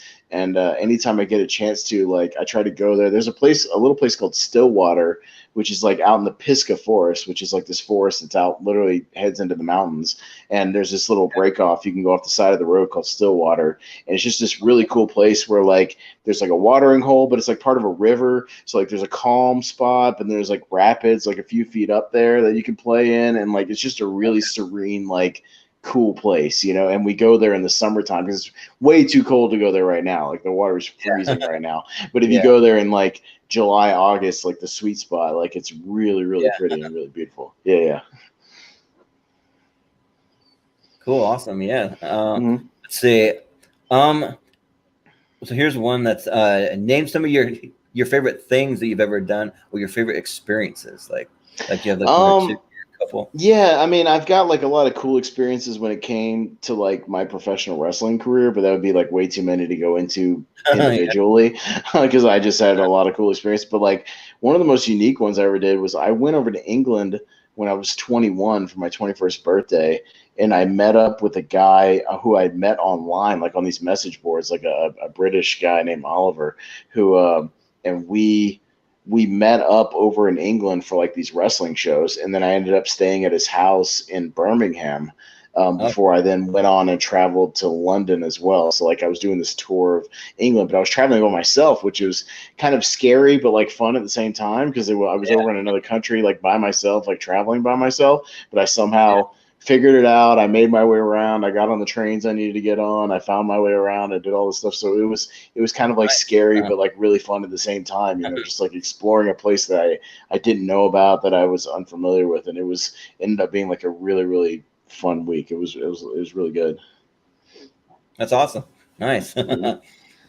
Let's see. So like this one, it might be a little loaded for you, but what are your favorite movies? I mean, you could do in like a top 10 or Dude, something. I think, I want to say I actually sat down like a few months ago and tried to hammer out like a top 100 because like it was hard to just do like a top 10, but like I tried to hammer out like a top 100 and they weren't, like some of them were, but like, some of them will be like, these are some of the greatest movies of all time, like universally considered. But then some of them were just like, these are just some of my favorite movies that I've just seen hundreds of times. But like, if I had to try to narrow it down to like a couple, I would definitely say Aliens is for sure my number one movie of all time. It will always be my number one. And that's just my all-time favorite movie. As far as of the last 10 years or so, Django Unchained, Wolf of Wall Street, and Hateful Eight are like my three favorite of the last 10 years or so. And then I love stuff like Who Framed Roger Rabbit, Tremors, Gremlins 2, the Blob, Invasion of the Body Snatchers from '78. I could go on and on, but like I could hammer out like 100 movies and rattle off some of my favorites. Right. But Aliens will always be my number one movie of all time. It just is. Well, when I finally get around to watching for the first time, because I still haven't seen it. When I know we talked about that on Blind Spot. You're gonna have to have me on because it is my favorite movie, and I could talk about that movie for hours. So we'll have to talk about it for sure. I've seen Alien versus Predator for some reason. I just like randomly saw that because I thought that it was out of your brain and go watch Aliens. Yeah, right. Yeah, but yeah. So I don't know if you ever heard of the website. It's called Flickchart. But they like have like a really cool way of like ranking movies. So you can come up with your personal favorite movies. So like I actually went on the site and I came up with a top 200 movies actually in order of like from like 200 all the way to 1. So like it took a long time. Like it took like probably like a year to come up with like the exact order that I wanted. But like they kind of make it into like a little bit of a game though. So like you can rank movies, put. Well, so like it'll pit one movie. So it'll say like this movie versus this movie. One, and pick that movie. Yeah. Yes, like which one do you like better? And then if you pick one that's rated lower, then it'll move up higher on your list. And so it's a way to like kind of like rank them a little bit. So like if you're not really sure, like you'll like get down to one that's like you're just like really not sure which one you really like better, and you're just like, man, I don't know. So like you can kind of pick one, and then they'll like help you decide a little easier if you want to have like a definitive list. The other list, you can compare lists and stuff. You'll have to shoot me that link because that sounds interesting, because I can literally input like 500 movies on that list to start with and then just start going through it, and I would have to come up with like a definitive list. And I'd be interested to see if it was like, and like I said, I sat down and hammered out like 100, like just looking at my collection, and I was just like writing down the ones that I would definitely put this one in my 100. I would definitely put this one in my 100. Blah blah blah. Blah. Right.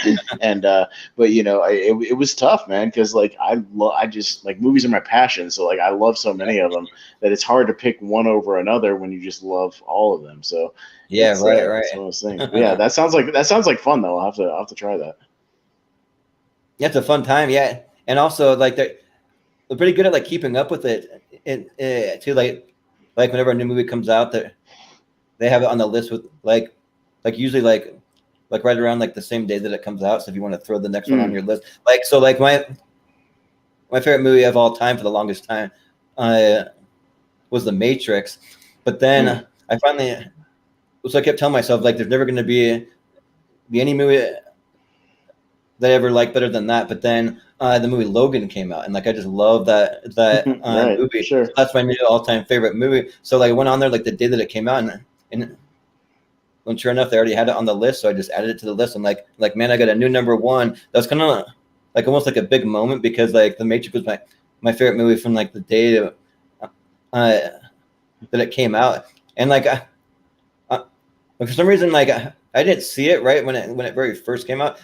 One of my friends kind of showed it to me about 3 months after the fact, and luckily it was still playing in theaters. I just barely caught it like at the tail end of its run. So like I'm glad that I got. I never saw it in the theater, but I have a fun little side note about The Matrix. The Matrix was the first DVD we as a family ever owned. The very first DVD. Oh, cool. It was one of the ones with like the snap side to it, you snap it open and like open up the DVD. Yeah. And what it was we finally got a computer that had a DVD-ROM drive. So our first DVD player was part of our home computer. So we would have to like play the movies on our computer. And The Matrix was the first movie first DVD, I should say, not movie, because we had VHS tapes, but the first DVD we ever owned was The Matrix, and I never saw it in the theater. So like for a while, probably for a year or two, it was like my favorite movie because it was the DVD that we owned, and I just watched it all the time. And I was always like, oh, it's so cool. I could just watch the lobby scene like over and over and over again without rewinding. I could just click the button again and go back, and it was really great. So so that's just my little fun aside about The Matrix. That was the first DVD. Yeah. You remember that the first two DVDs that my family ever owned, like it's a weird mix because we bought two movies at the same time, but we bought Mission Impossible 2 which is like the worst of all the Mission Impossibles. But right. we bought that one, and then we bought the movie Holy Man with Eddie Murphy for some reason. Oh, I don't know why, but like, we just bought that.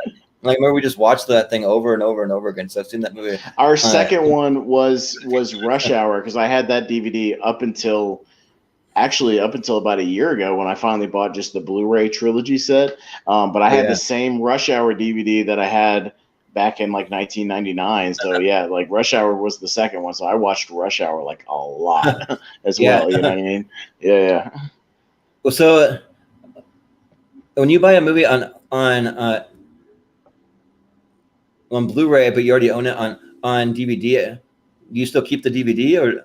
No. So what I do is actually my best friend back in Florida, his name is Mark, and he's a wrestler that I've been friends with for 16 years. His wrestling name is Dagan, but he's like my best friend, and he has 5 kids, and so he doesn't have a whole lot of like extra money to buy movies of his own. So like he watches stuff on streaming a lot, but he likes movies, like, and he loves collecting. So what I've done over the last several years is I'll get a Blu-ray or upgrade something or 4K or whatever, I'll take the DVD and I'll put it in like a drawer. And when my drawer gets full enough, I send him like a gift box of all these DVDs. So I'll literally send him like a whole box of stuff. So like the last one I sent him, I'll get like a box from work that works, and I'll tape it up and I'll go ship it to him like through UPS. And the last one I sent him had like 50 movies in it. So it was like about getting a big gift box in the mail. And like I used to even go over like the list with him and just be like, what do you want? But eventually he's just been like,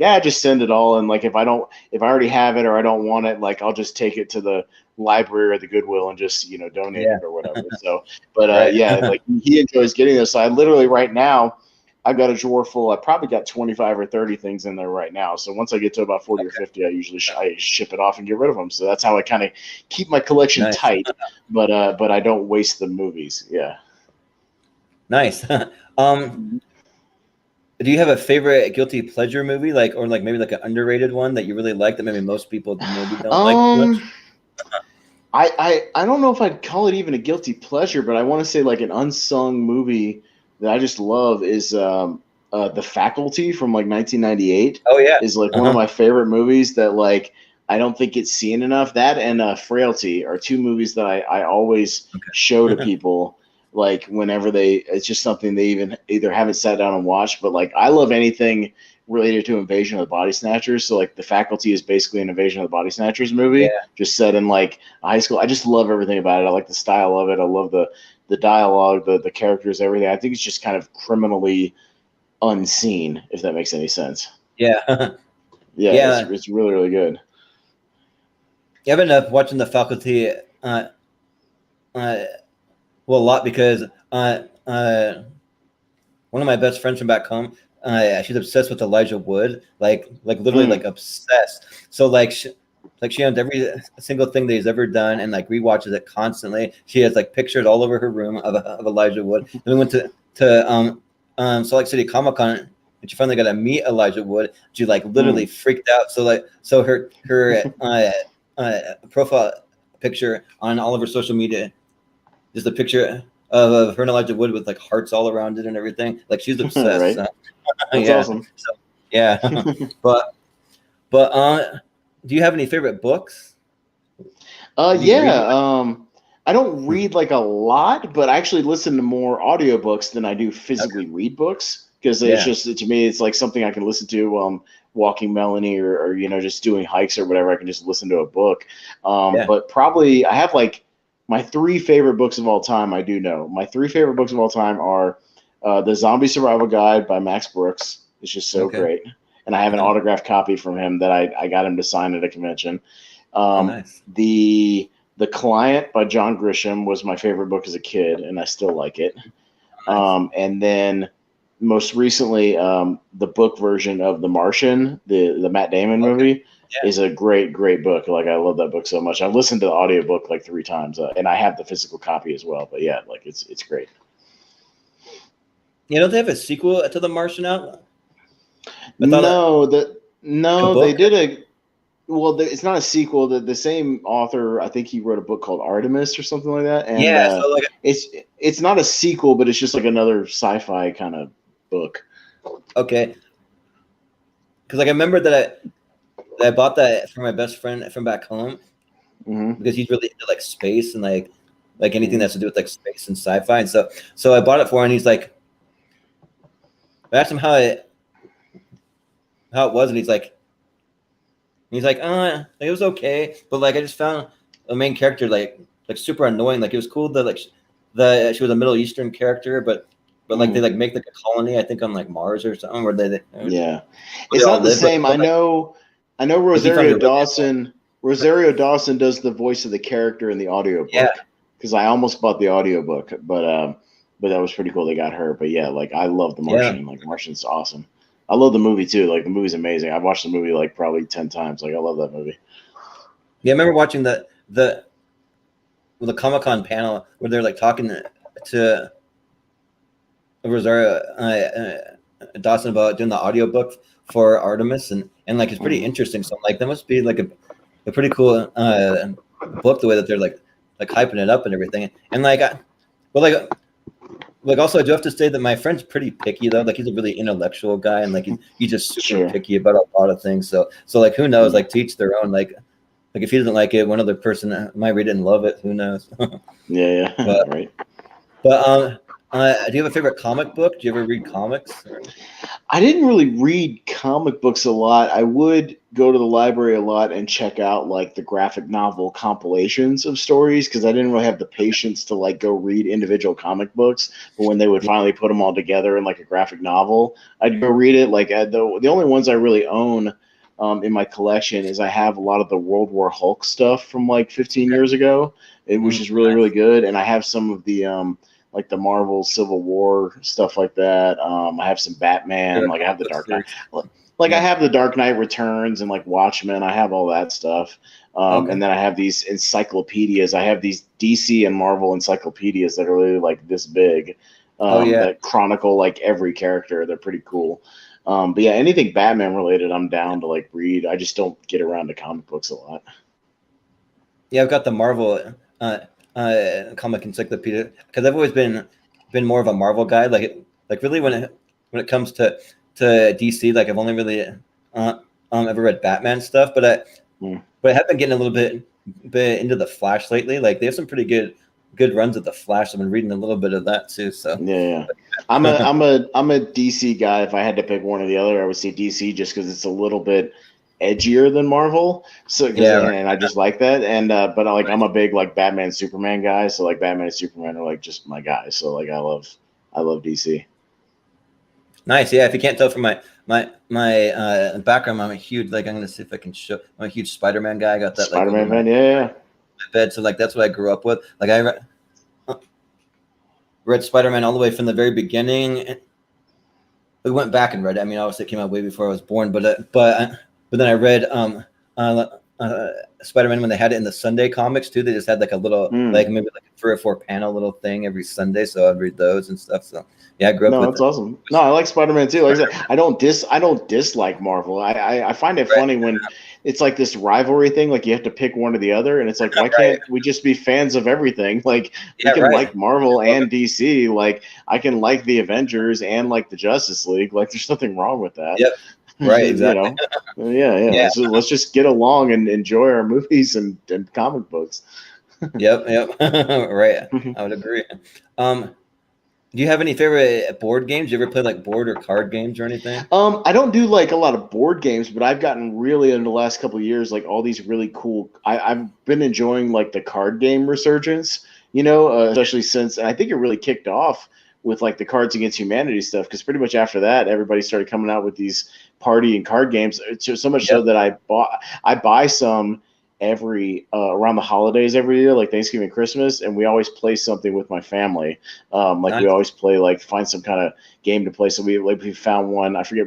I can't remember the name. I'm blanking. I got like a whole sack full of stuff, but we always play like those fun card games where it's just like getting to know people or confessing things, about your past or whatever, just all that kind of stuff. But like, not so much like board games, but like all these resurgence of card games. I've really enjoyed over the last few years. Yeah. Yeah, you don't want to see my game closet because I used to have a little bit of an obsession. I probably own at least 200 different games, and it's like crazy. Like there's like so many games that I own, and even went as far as like creating some of my own games. So like I created my own version of Cards Against Humanity, where like I like have the like more like PC version that you can play that's like safe to play with like parents or like kids and stuff. Then I have all the other cards set aside in like a different set. So if you want to add all the dick jokes and all that stuff into it, yeah. you can have You all do that know stuff. that Cards Against Humanity finally came out with, I saw it on Amazon the other day. They literally came out with a collection called Cards Against Humanity, the family version, We Swear. Oh wow. That's what it's called. So it's we swear it's safe for the family. Yeah, but I've been enjoying like this resurgence because up here there's a lot of breweries up here like where I live, and like you get these breweries that like have board games all over the place, like on these shelves and stuff, or these card games, and they do like game nights where they just encourage people to come and just play card games and stuff. And I think it's fun. Like there's even some that incorporate your smartphone, like, and things on your phone. So but I've been enjoying that kind of stuff, man. I dig it, man. It's a lot of fun. Yeah, like they have like I don't know if you ever heard of Jackbox games, but they have that's like one on your phone you can do. Okay. Yeah, so like you can get that with like pretty much you can get on your computer, you can get it like on like any console like Xbox or like Nintendo Switch or whatever, and you can like just like play with a group of people, and all of the people need it to have it is their smartphone. There's like so many different games. There's like 20 different games and stuff. So yeah, I always recommend that to people. I'll check it out. Yeah. But do you have any favorite video games? Do you ever play video games much? Or? Yeah, I don't play video games like a lot, but when I do play something, I get really into it. Like I really only play like single player story games. I don't do a lot of the online gaming because it's just like it's disheartening when you go on and you like enter an online thing and you just get some 10-year-old who's been playing the game for 6 months and just annihilates you immediately. Like that's not very fun to me. Yeah. So like I mostly play just single player games, but like I'm a big fan of the like Arkham Asylum, like Batman games. I love those games. Totally. Like they're so much fun. I've replayed them several times, and then I love like Red Dead Redemption and Red Dead Redemption 2. Oh yeah, they're great. Awesome. So yeah, anything that has like an open world like single player thing, like I'm in on for sure. Yeah, my problem is that I just buy way too many video games. So like whenever I see a video game that looks really cool, I'll just buy it. But like I haven't beaten the last like 4 or 5 video games that I have. So the games will just sit like in the package, like not even open. Like I still have The Witcher 3, like sitting in the plastic. And that came out how many years ago, and I haven't even gotten to it yet. Because I keep coming out like other games I want to play. So I'm just like, but like I'll eventually get to it. So yeah. Have you played Shadow of Mordor or Shadow of War? I love Shadow of Mordor. Like that was like one of the last games outside of like Batman or Red Dead that I played, and because it has that single player like aspect, and it was so much fun. Like I played it through a couple of times. But yeah, I'll just go back and replay the games. Like I don't really get a lot of new stuff. I'll just dig in and like just play it again. It's just fun. Yeah, right. Yeah. Let's see. So like I have some questions that are a little like sort of like repeats. So like I'm kind of still trying to like funnel through. I mean, they're like kind of questions that are reworded, but they're essentially what I already asked you. Gotcha. Yeah. No worries. Yeah. But well, so besides movies, do you collect anything? Like, do you have anything that you have like I said, the only other thing I sort of collect that I touched on a little bit was like for a while when I was going to these conventions, I was collecting like 8x10, from like of people who were in movies, so like horror or sci-fi actors, things like that. I've got several art portfolios of these 8x10s. That's really the only thing I like really collect, other than I try to get like prints of those things too. So any kind of art prints or artwork that looks really cool, I'll get stuff like that. Nice. Yeah, I'm a big artwork a collector also, especially comic book art. Like I've got some display. This is literally like a small little itty bitty fraction of like everything that I own. We'll have to like trade pictures. I'll go around my house and like take pictures of all the ones around my place, and you can kind of see. But yeah, all of my stuff is like either comic book or movie related or something. It's all pretty cool. Awesome. Yeah, we'll have to do that for sure. Let's see. What are your favorite animals? you have any favorites? Just dogs. I like dogs. I'm a dog guy. So I mean, Nice. I just love being around dogs. Like if here's my thing, if I let's say like I like won the lottery or something, like if I was hypothetically to like win the lottery and I could just retire and not have to like do work, I would probably just like to kill time or just to do something to occupy my time. I would just like go volunteer at like an animal shelter or something. Like I just love dogs. Oh, nice. So yeah, that's something Oh, like I very would cool. do. If I didn't need it for the money, you know what I mean? If I just like who cares if I was making $8 an hour, like who cares? Like if I was financially secure, like I would just go do that because like I just love dogs. Yeah. That'd be awesome. Yeah. So here's one of the ones that I sent you. I think that's tell me two memories from any point in your life that stand out to you. So it can be like a funny story, it can be like a quick thing you remember, or it can be something that like really meant a lot to you. Just like anything like that come to mind. Yeah, it's kind of hard to like nail down some stuff, but one of my fondest like just family trip memories or something was me and my dad went to Cedar Point. It's a amusement park up in Ohio. Oh yeah. It's like the roller coaster capital of the world. Like they have like 12 roller coasters. It's ridiculous. But we just had like a really good trip. Like everything about it was like there was no fighting, no arguing, just like both of us just chill, like having a good time, just like doing like amusement park stuff and just like having fun. We went to the Rock and Roll Hall of Fame in Cleveland. We went to the NFL Hall of Fame in Canton, Ohio, and we just had like a really, really good time. Like it's just one of my fondest like trip memories. And then it's not really like a specific memory. It's kind of like a conglomeration, but like when I used to do my wrestling trips back in Florida and we would go down to South Florida, I used to have a van. So like we would pile like 5 wrestlers and me into this van that I had. We would all carpool down to the shows, and like the drive down on those shows was always super fun because it would just be like all 6 of us just ragging on each other and roasting each other and just like telling jokes and just like super, super fun. Like the ride back was always horrific because I'd be exhausted and driving 5 hours, trying to drive 5 hours back, you know, with my eyes playing tricks on me. So that was not fun. But like I just every time like we would do a trip, we'd have like 5 of these guys in the car. Like I look forward to it because we just always had the best time, just like yapping with each other and just having a good time. So it's not like a specific memory, but like it was a specific time of my life that I really cherish. Oh, cool. That's awesome. Yeah, the like drives back kind of remind me like coming back from like a comic convention because like you'll like we like get up super early in the morning. You'll be there like for like 15-16 hours, and then like the time just kind of like they don't really put like any clocks in the building like and like I almost think that maybe they might do it on purpose just because people will just like stay there all day long and just like let time slip by, and then it's just it's like a casino. They want people to spend money, keep going around and spend. So they don't let you know what time it is, so you just keep blowing money. Yeah, right. And they'll literally have like announcements reminding people to like eat and to drink, make sure you stay hydrated, all this stuff. Because like people literally forget that they'll be in lines all day or just doing whatever, you know. So like on the way back, I'm always trying to stay awake. I'm like always just like try not to fall asleep. Yeah. No, not fun. But let's see.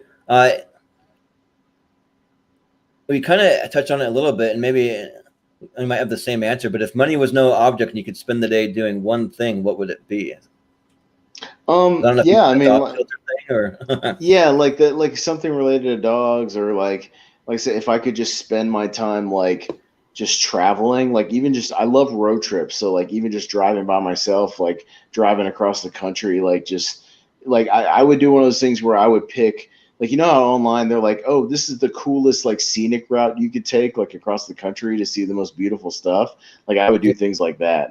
You know what I mean? Like I would just drive across and see like the coolest places you could just drive around. You know, that would just be like the coolest thing. Yeah, for sure. Yeah, like the prime my number one passion, even above like movies, sports, all that is traveling. So like any chance I get to travel, I just love to travel. If I could give up all my possessions and just spend my whole life traveling, like that'd be like my dream. So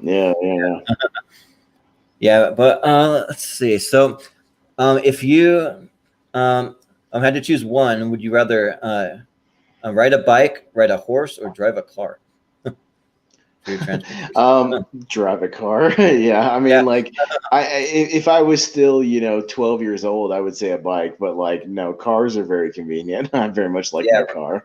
yeah, for Yeah, sure. and I've only ridden on a horse like one time. We were camping somewhere and we did like one of those horse trail things where you go to a Okay. place and everybody goes and rides the horse trail like all on a single file line, like up Oh to different places. Yeah, that's yeah, like pretty much the only time I've been on a horse, but it wasn't a particularly great time, like, because the horse would just stop every 10 minutes to pee and poop, all over the trail. Like, yeah, it just right. wasn't very funny. Yeah, not the greatest experience. Yeah, it wasn't like riding a horse like on an open field, nothing like that. It was just kind of Yeah, right, boring. right. Yeah. Yeah. Um, what's your go-to song for karaoke night? Do you have one? I don't really like karaoke. I'm not really a Oh, really? fan. I do have a funny karaoke story about me bombing on stage.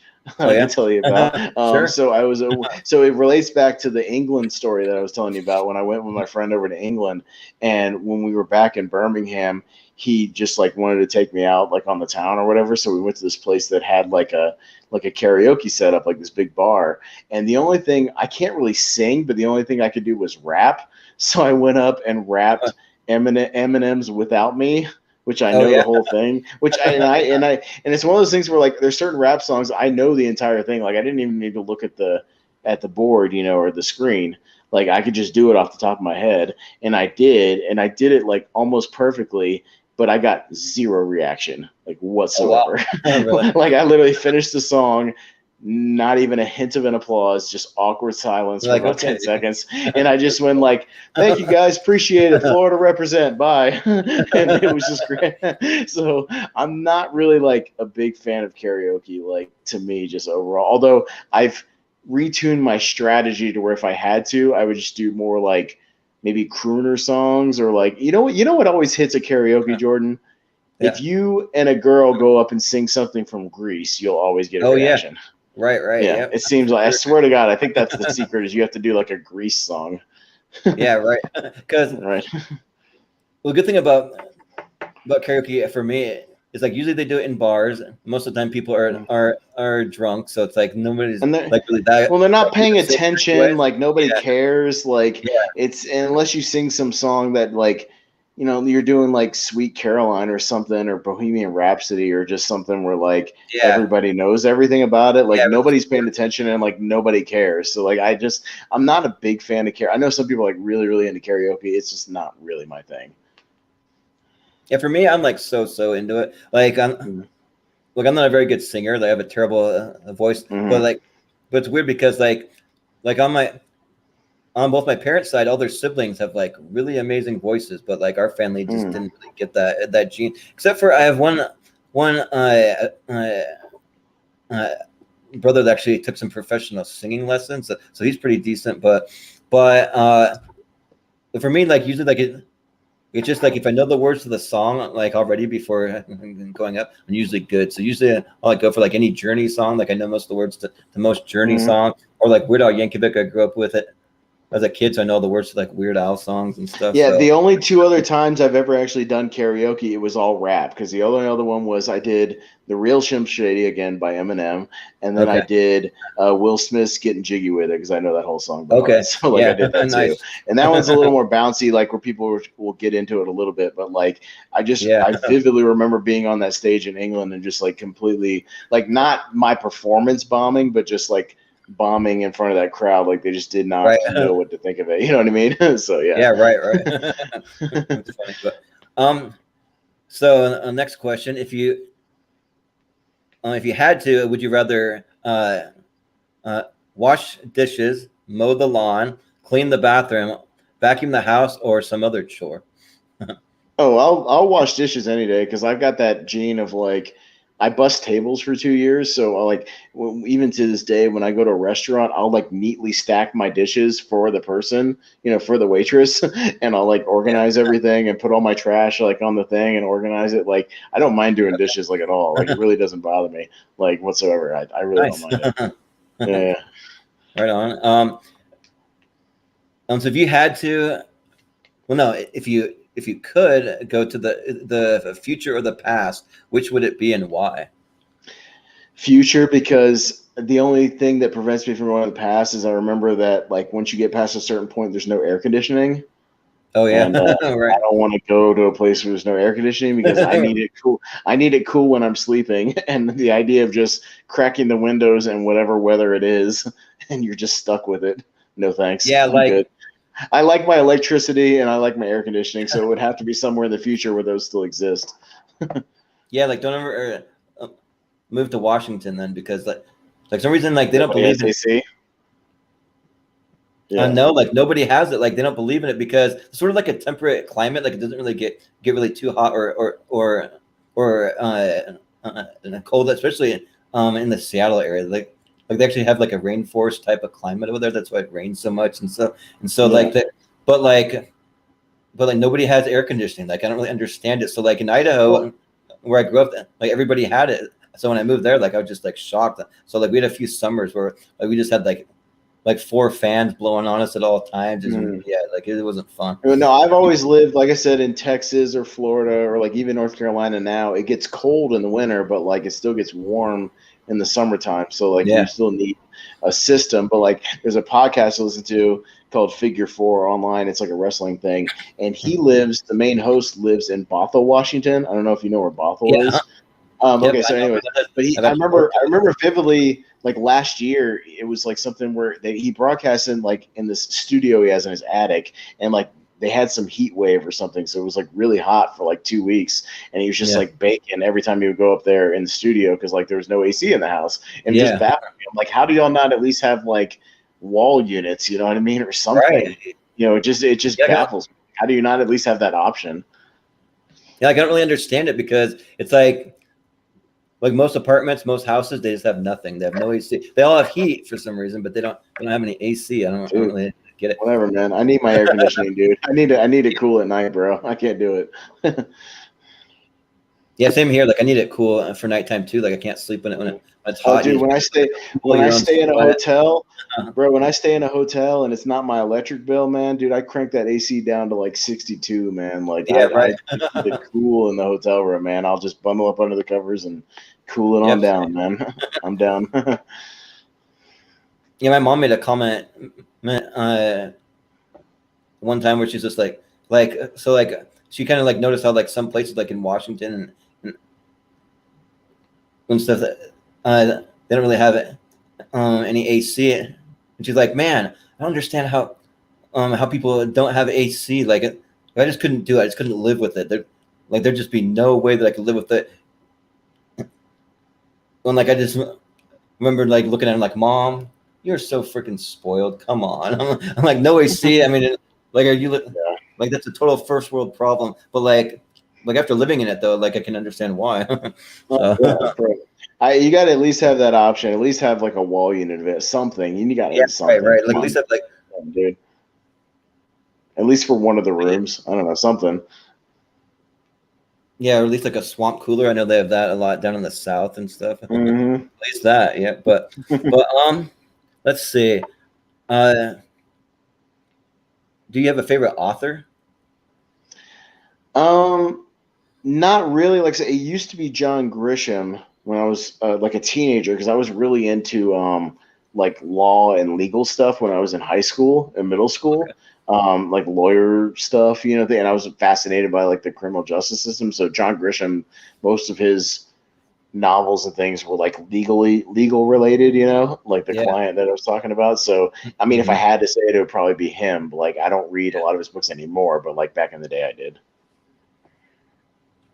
Right on. Who's your favorite movie director? You got a favorite? It's tough, man. Or maybe a couple favorites. Oh, it'd have to be a couple because I don't know if I could like nail it down. But like, I mean, Tarantino's up there for sure. Like we just talked about Steven Spielberg. Like he had to be like an option for sure. Because I mean, you know, when you look at like favorite movies of all time, like some of the quintessential directors all have movies in like my top 20, you know, like James Cameron has several movies in that list, you know, Scorsese has several movies in that list. Spielberg has several Uh-huh. movies in that list. I mean, all the main people that everybody talks, Scorsese, Spielberg, Tarantino, and James Cameron. I'll just say that for sure. Yeah.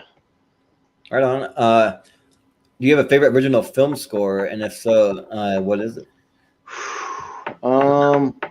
Trying to think of whichever one I listen to the most, just like offhand. I like a lot of Hans Zimmer stuff. His stuff is always interesting to me. I don't know if I could nail down one, but actually, no, I have an answer. So I don't necessarily love the movie that much, but the film score, the CD or album, whatever you want to call it, to the first Transformers film by Steve Jablonsky is amazing. It's so good. It's so good that it does not deserve the movie it's in, if that makes any sense. Like, it deserves to be in a better movie. Go and listen to the Transformers score by Steve Jablonsky. It's tremendous, top to bottom, and you can just listen to it without even the movie, and it's great. It's so good. Yeah, like I've got probably way too many favorite film scores, but if I had to pick one, I have to go with probably E.T. I think E.T. is like one of the best film scores, especially like near the end of the movie. They got some really good stuff. So John Williams. It's probably one of my favorite composers. So. No, I mean, don't get me wrong. I love John Williams. Like, I could say like Star Wars or something, but like as far as ones I've literally found myself going back and just listening to top to bottom, it's that Transformers score. I know it's an odd one, but like the Transformers one. Yeah. Mm-hmm. Yeah, that's like me with like a Hans Zimmer one. Like I was listening to the Man of Steel soundtrack. That's like a really I was listening to the Man of Steel the other day because I showed it to my roommate who had never seen it. So like I found myself listening to the Man of Steel score like in the car over the next couple of days, and I love his stuff. Like the Pirates of the Caribbean stuff is great. Yeah, Pirates of the Caribbean, all that stuff is good. Yeah, like all of his stuff is great, man. Yeah, he's kind of like a rock star when it comes to like film scores. I kind of feel like. Have you seen his concert? Like the 2-hour like Hans Zimmer live in concert thing? It's on like YouTube or something. You can go watch it. It's literally a rock concert, bro. It's awesome. Oh, cool! I'll check that out. Yeah, because like the two well, actually 3 that I want to see. Like I've always wanted to see Hans Zimmer, John Williams. He's getting pretty old, but then also Michael Giacchino, because I'm a huge Lost fan, and he literally has like whole entire concerts of just Lost music. But the music is like incredible from that show.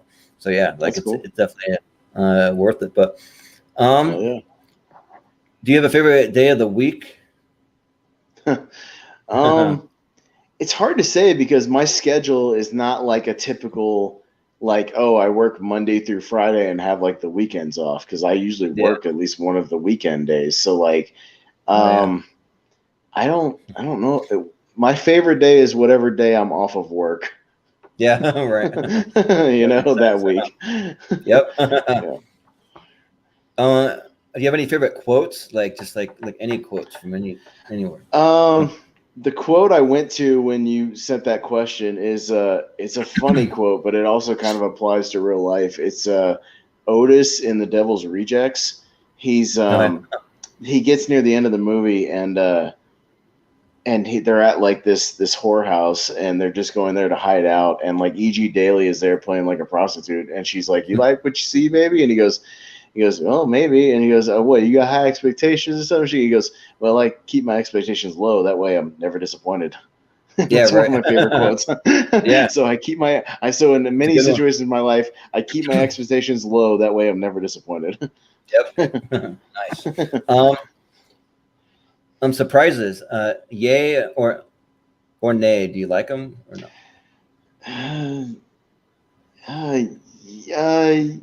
I'd say yes for the most part, but then again, like it depends on what the occasion is, if that makes any sense. Like, I don't know. Like, I'm okay with like birthday surprises and stuff, but like I don't like to come in my house and then people jump out of a corner in front of me. I don't like that. I don't like those kind of surprises. But like if it's something where like I'm gonna be surprised by something at an event, like I'm cool with that. Yeah. Yeah. Right on. Let's see. Do you care very much about spoilers, like for like TV and movies? It depends on what it is. Yeah, me and my buddy Dagan talk about that a lot because he's already watched like Godzilla versus Kong on the HBO thing, obviously. But like, I'm Oh, gonna go really? see it in the theater on Friday, so I'm trying to like Oh, nice. I'm trying to avoid spoilers. I want to see it in the theater. But I don't. It depends on what it is because if it's something I'm slightly intrigued by, but like I don't care if I'm spoiled by it. He'll sometimes see like a horror movie and he'll be like, oh, like the movie stunk, but there was like a twist at the end. And I'll be like, just tell me what the twist was, so I just kind of know.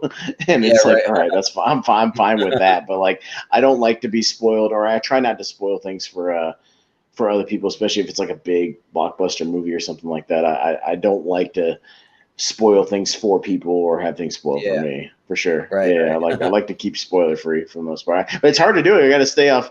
I got to stay off like YouTube and stuff because people just immediately post spoiler reviews like the day it comes out, and I'm just like, can we just hold Yeah, off like 2 or 3 days and give everybody a chance to like see the movie before we right, start right. posting spoiler reviews everywhere?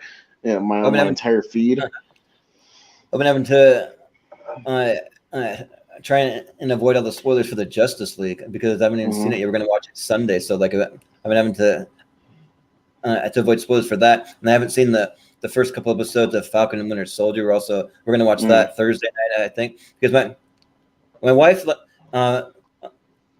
we had plans to watch it right around her birthday about a week ago, but then her whole entire plans changed. Ended up going out with some friends, and like things kind of shifted. So we're having to wait a little bit. So I'm like, all right, I'll wait for you, I guess.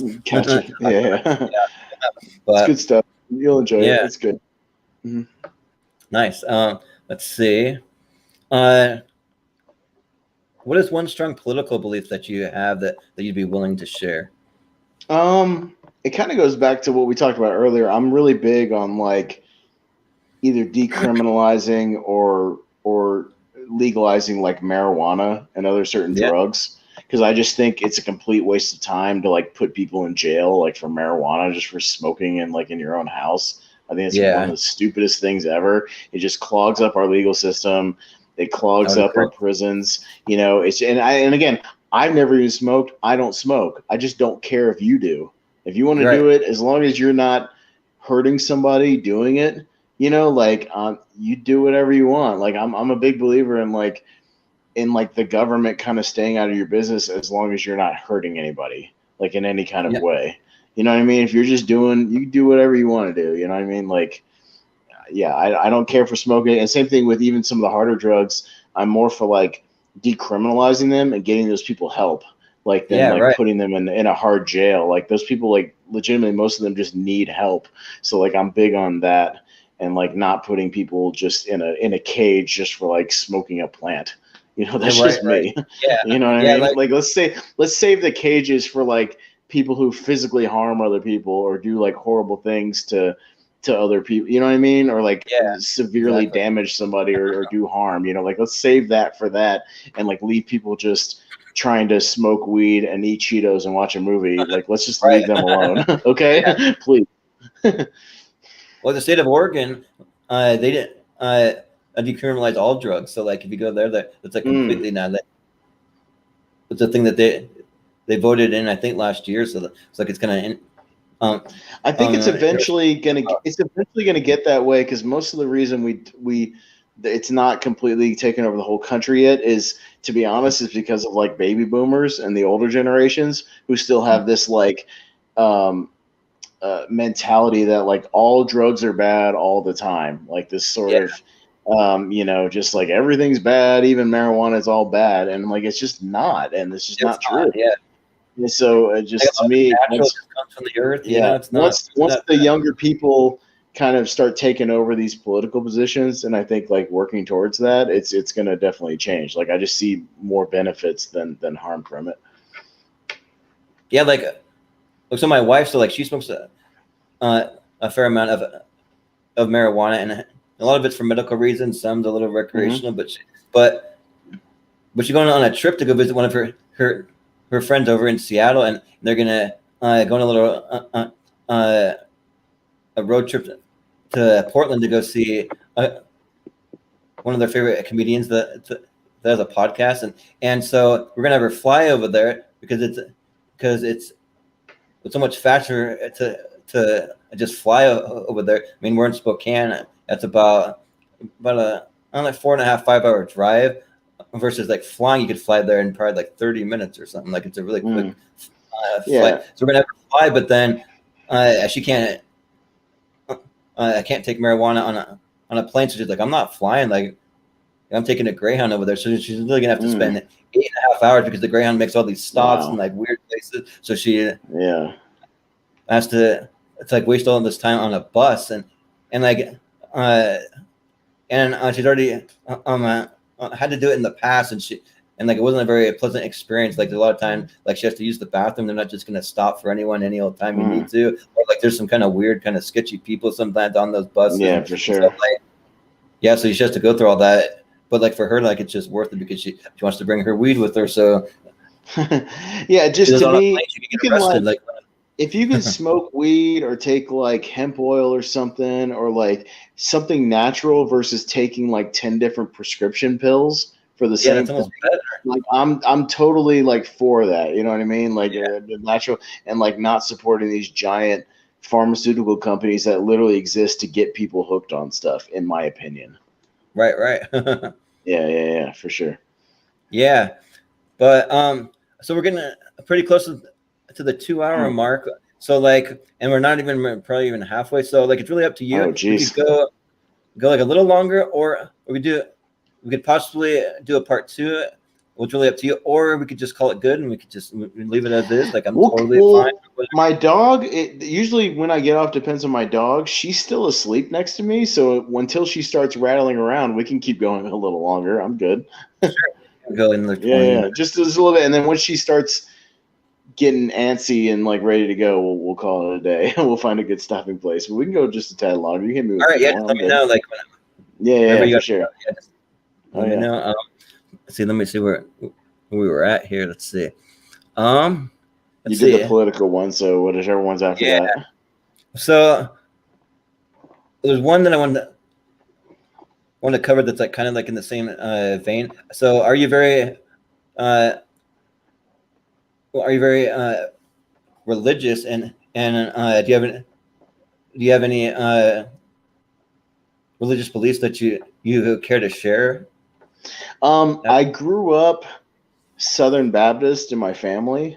But I've very much broken away from organized religion as I've gotten older, and I've just had a lot more problems with it. And like, I wouldn't say I'm like a full-on atheist or anything, but I'm definitely more like agnostic at this point, to where like, because I have a lot of problems with the Bible, and I have a lot of problems with like Christian logic in a lot of places, and like I have a lot of issues with things that are being taught, things that are being instilled in kids, like the indoctrination of kids at an early age, like into this thing, instead of letting them like develop their own beliefs over time and just hammering into their heads like what they're supposed to believe or like what they're supposed to follow.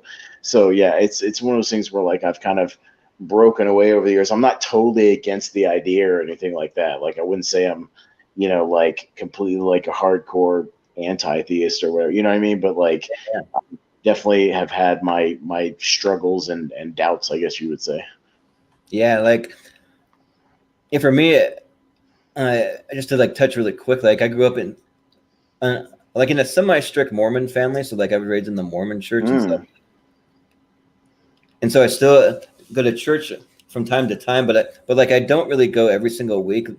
And like a big part of it's because I have really bad ADHD, so I have a hard time sitting still and like sitting through all those meetings and everything. Okay. Like, Gotcha. Like super antsy. Unless it's something that I'm like really, really interested in, like I can sit through like a 2 hour movie and be fine, but like just like sitting through a church just bores me and just puts me to sleep, kind of thing. Oh no, for sure. No, I can totally understand that. Why I don't really go. I mean, I still believe it and everything, but like I'm not one of those people that's like very pushy. I don't really just like go around like trying to like spread the gospel or like do any of that kind of stuff. I pretty much stopped going to church like 10 years ago. Like I just don't really go at all. The only times I go pretty much nowadays is occasionally I'll go with my folks like like this Sunday, I'll go to like one of the Easter services with them just because it's like a tradition, you know, a tradition kind of a thing, or like a Christmas Eve service or something like that. But like, I'm definitely not into like organized religion anymore, for sure. Yeah. But I totally understand though, like a lot of things that like they teach there, like not really everyone's cup of tea, and like they're really just kind of like, I don't know. There's a lot of. I just wish they would, like, people would just develop their beliefs and their morals on their own as they develop as a human being. You know what I mean? And like come to their own conclusions rather than being told like, this is what it is. This is the way things are. This is what you have to believe. This is this is that. And like, instead they would just like, how we explore the world, just like explore the world and come to your own conclusions. And like at that point, if you know, you can believe whatever you want to believe or follow whatever guidelines you want to follow, you know, or whatever. If you end up being a Scientologist or a Mormon or a Buddhist or you, a Jedi, you know, like whatever you want to be, like at that point you do what you got to do. But like, I just wish people would come to those their conclusions themselves, like over time, you know, instead of being pushed in a certain direction. That's all. Yeah, I would agree. Like, I think that it's up to all of us to kind of decide what we believe on our own. And like, I always think, who's to say like whether someone's going to hell or they're going to heaven or like they're going to end up somewhere. Like, it's not really up to really anyone. Or just not be so sensitive about like when, not that like you're challenged on your stuff, but just when people are just more trying to understand like why you believe what you believe, and they're just trying to figure that out. Like people that just like ask questions going like, well, could you explain this? Because this doesn't really like make a lot of sense to me. Like, where's your perspective on this, or what's your perspective on that? Like, where are you coming from when you believe this? You know, like I think it should just be more of like an open dialogue about like us figuring out, you know, where we're all coming from. Because that's a lot of things. That's a lot of things for like politics too. Is like you never really know where somebody, if you start like a political conversation with somebody, like what perspective they're coming at it from, or like what life experiences they have had to like get them to where they are now. You know what I mean? It could be a totally different life experience than you've had, that like that's just the way they see the world, you know? So it's just, it's interesting to me. Like I wish we could have more conversations where people like explore the background of like why you believe what you believe, you know, or whatever, you know, and then not just like, this is the way it is, and anybody who disagrees with me is a moron, you know, like that doesn't get you anywhere. Like you have to understand where people are coming from in their situation. So for sure. Right. Like, it doesn't get you anywhere, or really anywhere, politics or like with like your job or like anything. Like, just doesn't. It doesn't. Yeah. No. I mean, there's just always a story behind that person's belief. Like, let's just put it that way, you know. Yeah. And sometimes it's best if you kind of like maybe ask about that first and figure things out. Yeah. Like for me, like I consider myself Mormon, but there's part of the like the religion as a whole that like I'll even say it, like I don't really mind saying it, like I actually don't believe in. Like there's just small little things that I'm like I don't know about that part. I mean, I believe in it as a like in the general sense, but like there's certain things that I'm like I don't know about like that little part. I'm not really sure. I'm gonna have to like figure that one out for myself. We'll talk about Mormonism later, but let's just say like it really, the South Park episode of Mormonism really like opened up my eyes to it. So put it that way. And the fact and the fact that the Joseph Smith stuff was really not that long ago, like we know a lot about him, you know, and like there's stuff that's like clearly evidentially not true. Yeah. And it's just like, no, like Native Americans didn't like come from Israel over here or whatever, like, you know, and like the center of the universe is not in Missouri or whatever the Mormon thing is, you know, like what are you talking about? It's just not true. We have DNA. Yeah, see, that's one of the like good things. Is like I have a good like sense of humor about the Mormon Church. Like I know that they're like there's like jokes about people having multiple wives and all that stuff. We don't really believe that anymore. But like all the different things that like old Joseph Smith and the golden plates and all that stuff. Like I am intrigued by I'm intrigued by the magic underwear though. That intrigues me. Yeah, it is something that's like pretty interesting to me. That like I don't know if I'm like totally on board with, but like and it's just something that's like they encourage us not to get into it, and like like for the most part, but I don't know. It's a whole thing, but yeah. Dude, there's goofy stuff in like every belief system or every religion or whatever. Right. There's goofy stuff in all of it. You know what I mean? Like you could go off on a whole side tangent about all the goofy Yeah, stuff right. in all the different religions. Yeah. That's another episode for another time. Yep, For sure. right. But let's see. If you could relive any moment from your past, what would it be and why? Like, do you have anything you think of? Ooh, I think it would be interesting if I never got fired from my job at the movie theater I had when I got 16, Oh yeah, which wasn't really my fault. I'm pretty convinced that the manager that didn't like me switched my schedule on me and then counted me as being absent. oh And wow, so like on my day off, like said I was working, but like I'm just curious like where my trajectory would have been if I'd stayed. I'm pretty sure if I'd stayed with like the movie theater, I would probably be managing the movie theater right now. But like yeah, honestly, yeah, pretty but interesting. like you always think about like weird what ifs with like career paths or like just career choice. Like I was very close to going into the military at one point. I almost went into the Navy. Like I took Oh wow, ASVAB tests and like I kind of did that, but then like they I was wanted me to within the like Navy lose all too. this weight. Yeah, I was very very close. So like it would have been interesting I took the had SFAB my test. life taken that path. Like that could have been a whole nother weird thing, you know.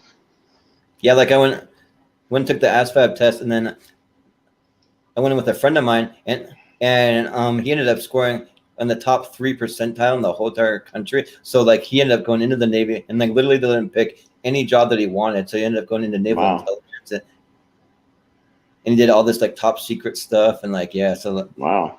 it's pretty crazy. Like he's told me some of the stuff that like probably he's like he wasn't really supposed to tell me some You're not top supposed to secret tell you. stuff. Yeah, Yeah, but like he just told me anyways. But yeah, yeah, like it's yeah. pretty interesting. But yeah, and also I used to work in a movie theater as well, and I got fired because of an ex-girlfriend, because I had this crazy ex-girlfriend who like we broke up, but like she was like obsessed with me. She almost became like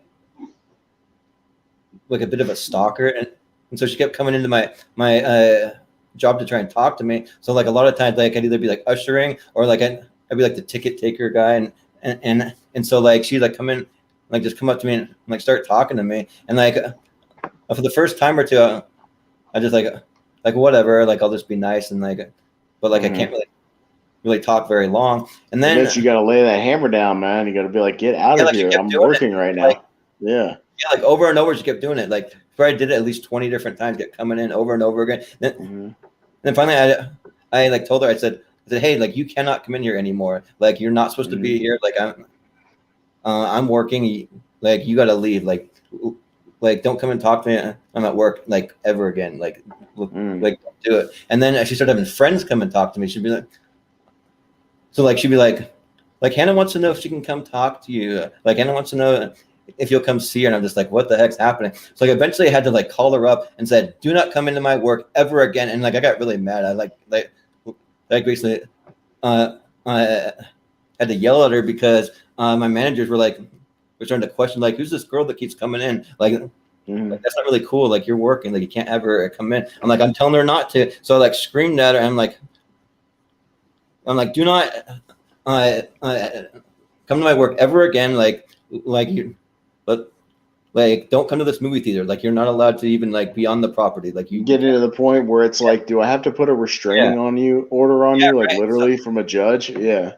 Yeah. So like, but then I guess like apparently she had her dad called the movie theater and complained to the management saying that I'm denying paying customer to like come to the theater whatever. to work. Yeah. And so like I explained it to the boss, and they tried to fire me over it. And then like you denied a paying customer, like you can't do that. Like that's a serious no-no. So like we got to let you go. I'm like, are you serious? Like let me name everything that she's done, and she's literally been stalking me. And like not only if this customer is harassing you at your job. Yeah. Like get out of here. Yeah, right. Yeah, so like she said like well you were harassing a paying customer, so like that can't happen. But like, she would literally stalk me outside of work. so like I'd be out shopping or like doing certain things, like running errands. She would just show up at like different places. Like she knew where I was gonna be. Like it was really like crazy. Yeah. So yeah, but I got fired over Crazy it. girls, man. Yeah. Crazy Yeah, well, world. screw her. Whatever. Yeah, right. Yes, seriously. But see. We'll do a couple more quick ones. She's starting to kind of stir around a little bit. We'll do a couple more quick ones and then we'll bump off here. Yeah. Yeah. Let me find some good ones then if we're gonna go through some of those. Let's see. Let's see. What are some of your favorite actors and actresses? Actors, probably currently DiCaprio is one, and we'll talk more about that obviously on our tier ranker fights for sure. But since about 2002, he's been one of my favorites. Matt Damon's one of them for sure. I'll watch just about anything Tom Cruise does lately. So I would say Tom Cruise. And then I have this weird obsession. Like I'll watch anything that Jason Statham does too, for whatever reason. Anything he's in, I'll watch. You got a new movie coming out with Guy Ritchie. Did you hear about that? Yeah. I didn't see the trailer yet, but I've seen it all over YouTube, so I need to watch it. But yeah, and he's got a weird, he's just got a cool charisma about him. Like I'll watch just about anything he's in for sure. Yeah. And then actress-wise, yeah.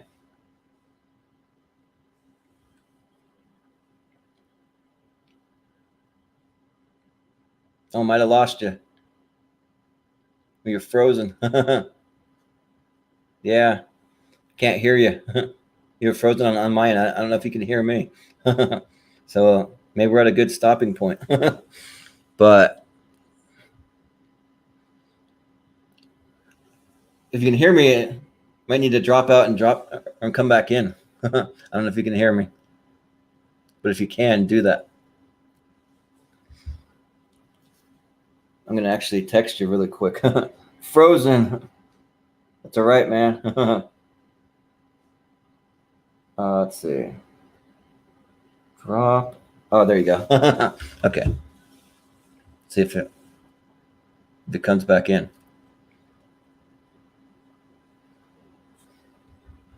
We're gonna give it just a quick minute.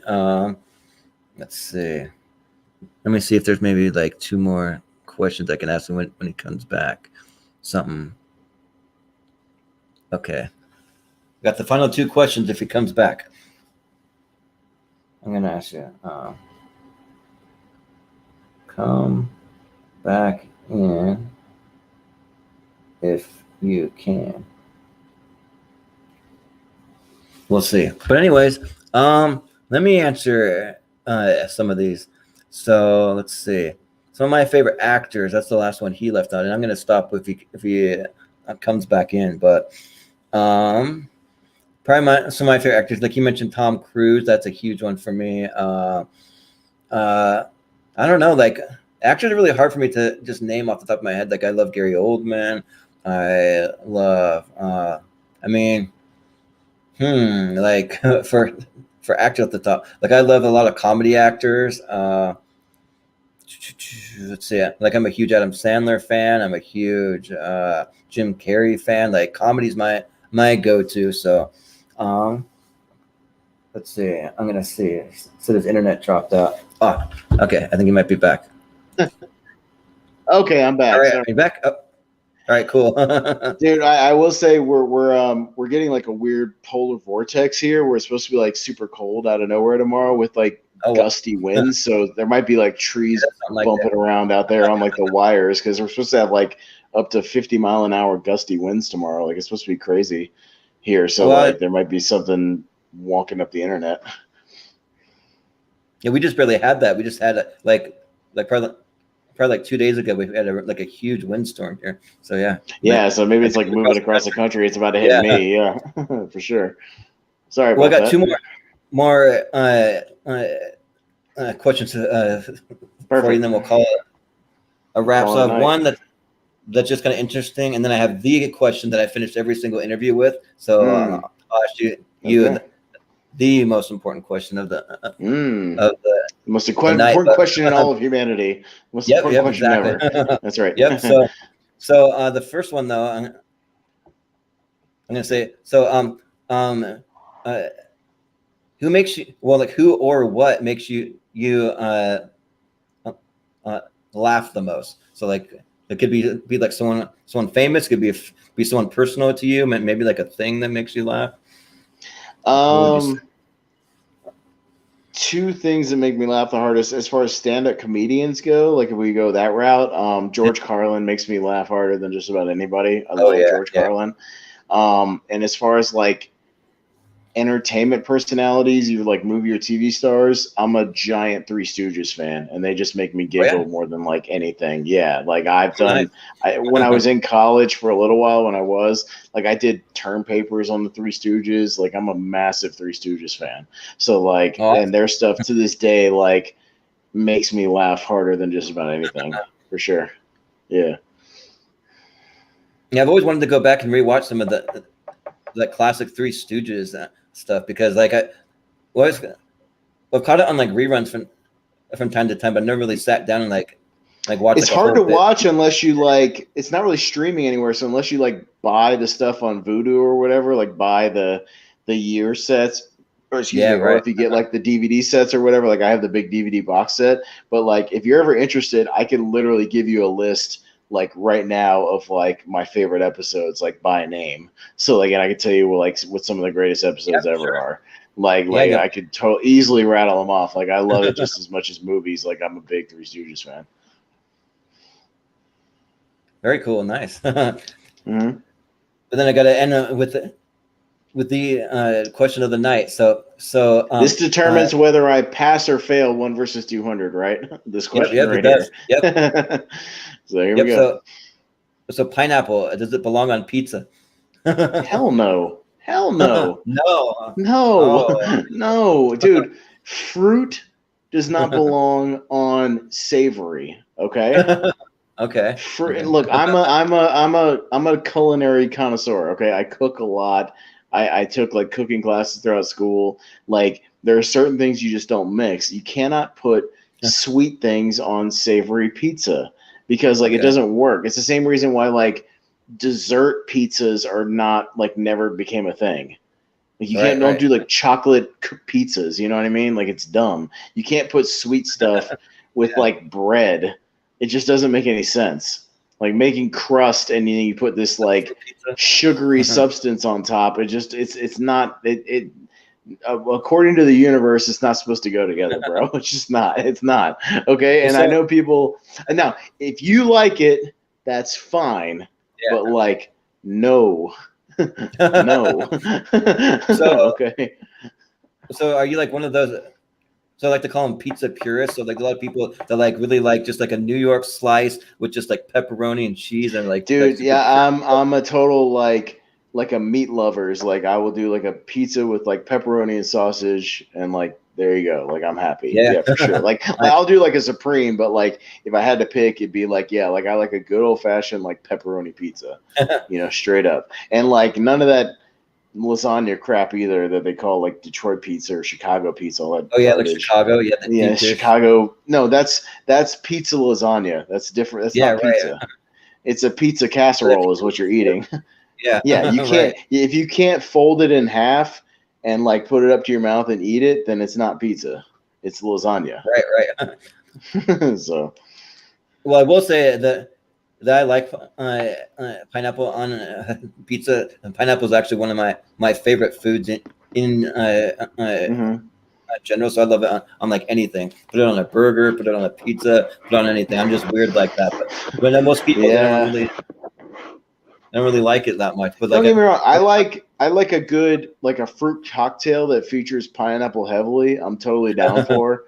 I get these fruit bowls at my work, like these Publix things. They're called like it's like this fruit blend, and it's like literally like mandarin oranges, strawberries, and pineapple, and it's great. Like it's a perfect combination of stuff, like fruit. Like I like pineapple, but like it's not naturally supposed to go with something that's completely opposite of your taste buds. Like it does not blend like with when you have the bread, sausage and pepperoni and like peppers and stuff have that salty element to them, so it like blends with the cheese and stuff. But like when you throw something completely sugary and sweet in there, it becomes like a dessert thing, and it just doesn't. To me, it just doesn't make any sense.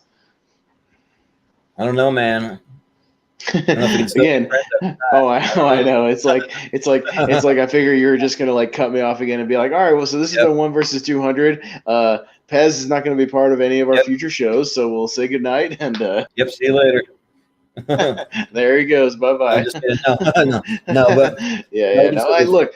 If you like it, like food and taste is subjective. So like, if you like it, I'm happy for you. But like for me, no. Like my former roommate liked pineapple pizza. Like he loved that Hawaiian like style or whatever with like the ham and the pineapple on the pizza and all that shit. So like, you know, so when I would order pizza for both of us, I would get him a Hawaiian pizza for him, but like I would not even go near it. You know what I mean? It's totally his thing. So yeah, no, just give me like a pepperoni pizza or even like a Supreme or whatever. Like no black olives, and I'm good. Okay, you're not a black olive fan either, huh? No black olives. No, thank you. Black olives taste like you're eating a rubber tire, and I don't appreciate that. Yeah, like I don't really eat black olives too often. I mean, if somebody just happens to have it on a pizza, I'm not going to sit there and like pick them off, but like I'll eat them. Mm-hmm. But I always have this memory. So like I have this quick little memory of my younger brother who's just 2 years younger than me. We're at some kind of like family event at my grandma's house. I remember they had this whole plate of like cheese and crackers, but they had black olives on there. Remember that like he started to eat the olive, and then like right in the middle, like he sneezed right in the middle, and literally eats the black olive everywhere. So I always have that like thought in my head. I'm like, like I don't want to eat olives. I would have thought he sneezed out chunks of brain matter. That's probably right. Yeah, like it. Yeah, like it was not a pretty sight, but yeah. All right, well, I guess I fail 1 versus 200, so it's all been a wash. You fail, sorry. I fail, so too bad. Oops. That's all right though. Yeah. Well, no, it's all subjective, but I had a 50-50 shot because like if you were anti-pineapple and I was pro-pineapple, you'd be just as pissed. So you know, it is what it is. Yep. But yeah, man, this was a lot of fun. So yeah, like it was a fun time getting a little bit of a deep dive into your life and stuff. So, yeah. So now you can kind of, if anyone ever wants to find out a little bit more about you could just direct them to this episode, you know? Yeah, no, it's cool. And I'm sure there's like, I'll probably have like family members who will end up watching and be like, I never even knew that about you. Okay, cool.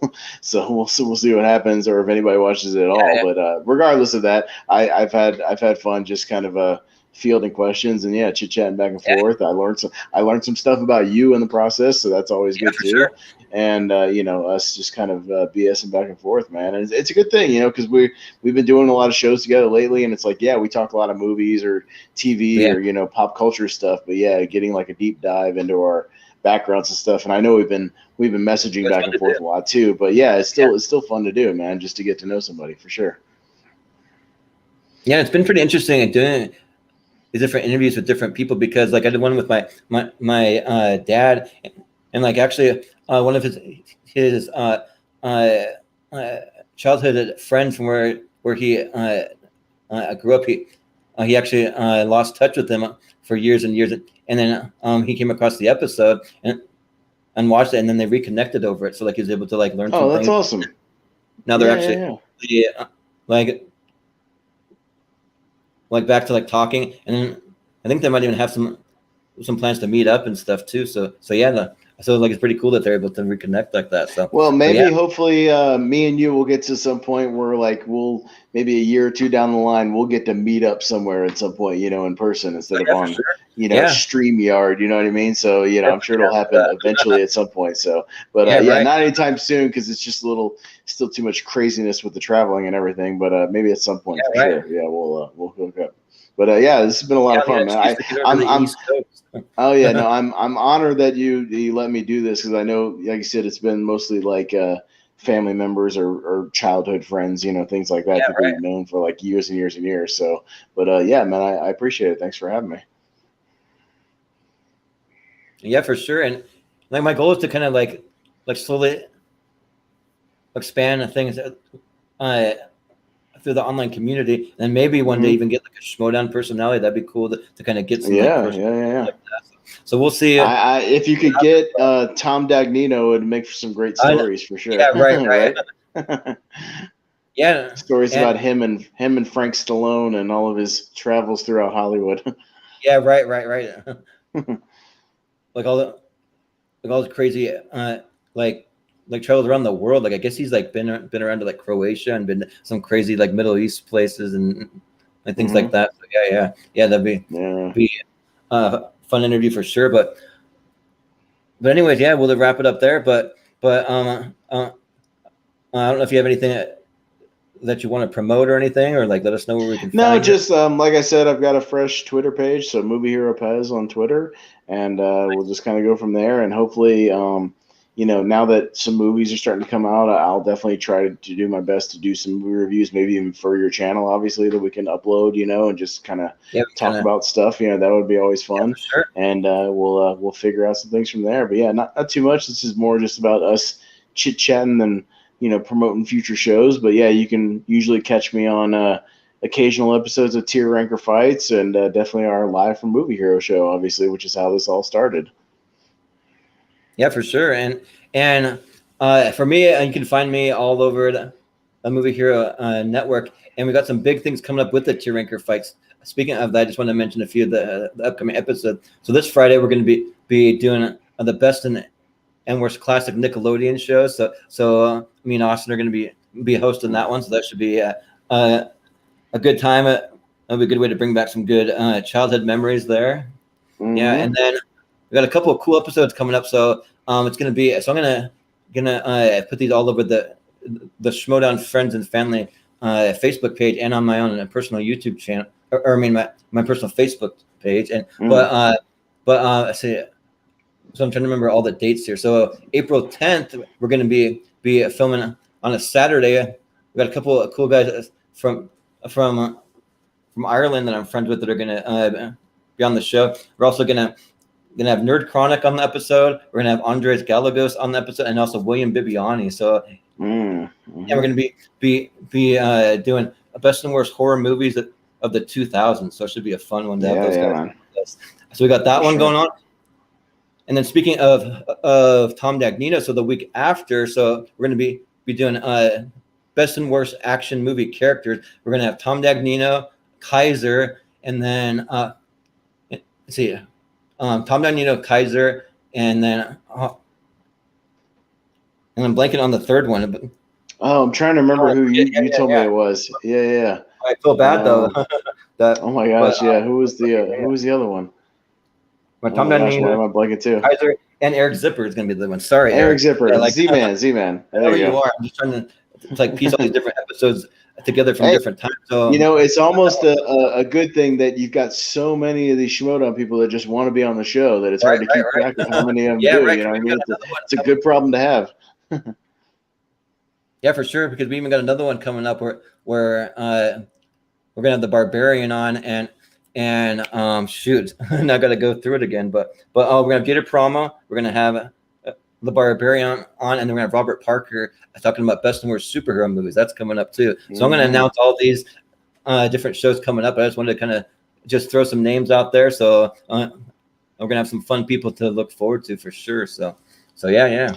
But you're building a dynasty, sir. It's all gonna come together soon. Yes, exactly. Yeah. I got a list though, so like as long as I refer back to the list, I won't get confused on like which Schmodown personality is going to be on which episode, Right, yeah. Hey, that's a good problem to have, though. Like I said, you got so many people clamoring to be on the show now. It's crazy, and it's a good problem to have. You're like, okay, I can't have all you guys on the show right now. I'm going to have to be picky and choosy. All of you. We're gonna have to split it up here. I mean, come on. Yeah, right. And eventually, you'll get your white whale. You will get Christian Harloff one day. I can feel it. Yep. You will get him one day. Talking about Star Wars, something Star Wars. You know what I mean? So you'll get him on one day. For sure. Mm-hmm. Yeah. Yeah, he's the one that like I haven't reached out to yet because I'm like he's like the busiest like person like on earth. So like I'm just like. But I did reach out to Mark Ellis, so we'll see if I can get Mark. I think I can get Mark Ellis is a really down to earth, cool guy. Like I hung out with him a lot in Atlanta, and after a stand up show, and he's really really cool, and especially since everybody's still kind of doing things from home now, and it's just usually I think it's just him and his dog like at his apartment. You know? Right. So Right, yeah. I mean, I definitely think if you brought up a topic that was kind of right up his alley, maybe something comedic related, maybe talk about stand-up comedians, maybe best and worst stand-up comedians or something, something in his wheelhouse, like he could come on and be like an expert panelist in stand-up comedy. So something like in his wheelhouse, sure. I think you could probably bait him out. You can always bait him out with something they love to talk about, man, for sure. Yep, absolutely. So yeah, we got some good stuff that's coming up, and we got some other shows. I'm not going to mention everything, but you can find all the updates over on the Schwinn on Friends and Family Facebook page. And if you have anything that you want to promote, anyone in the community, that Schwinn on Friends and Family is the perfect place for you. You can promote to your heart's content. So like if you have any links to your YouTube stuff or like any special project, you can post it there, no problem. So yeah, we always try and support each other in the community for sure. But this has been a good time. So for we'll call it good there. So for Austin Pez Howell and for Jordan Movie Hero Anderson, this has been 1B200, and we'll see you next time.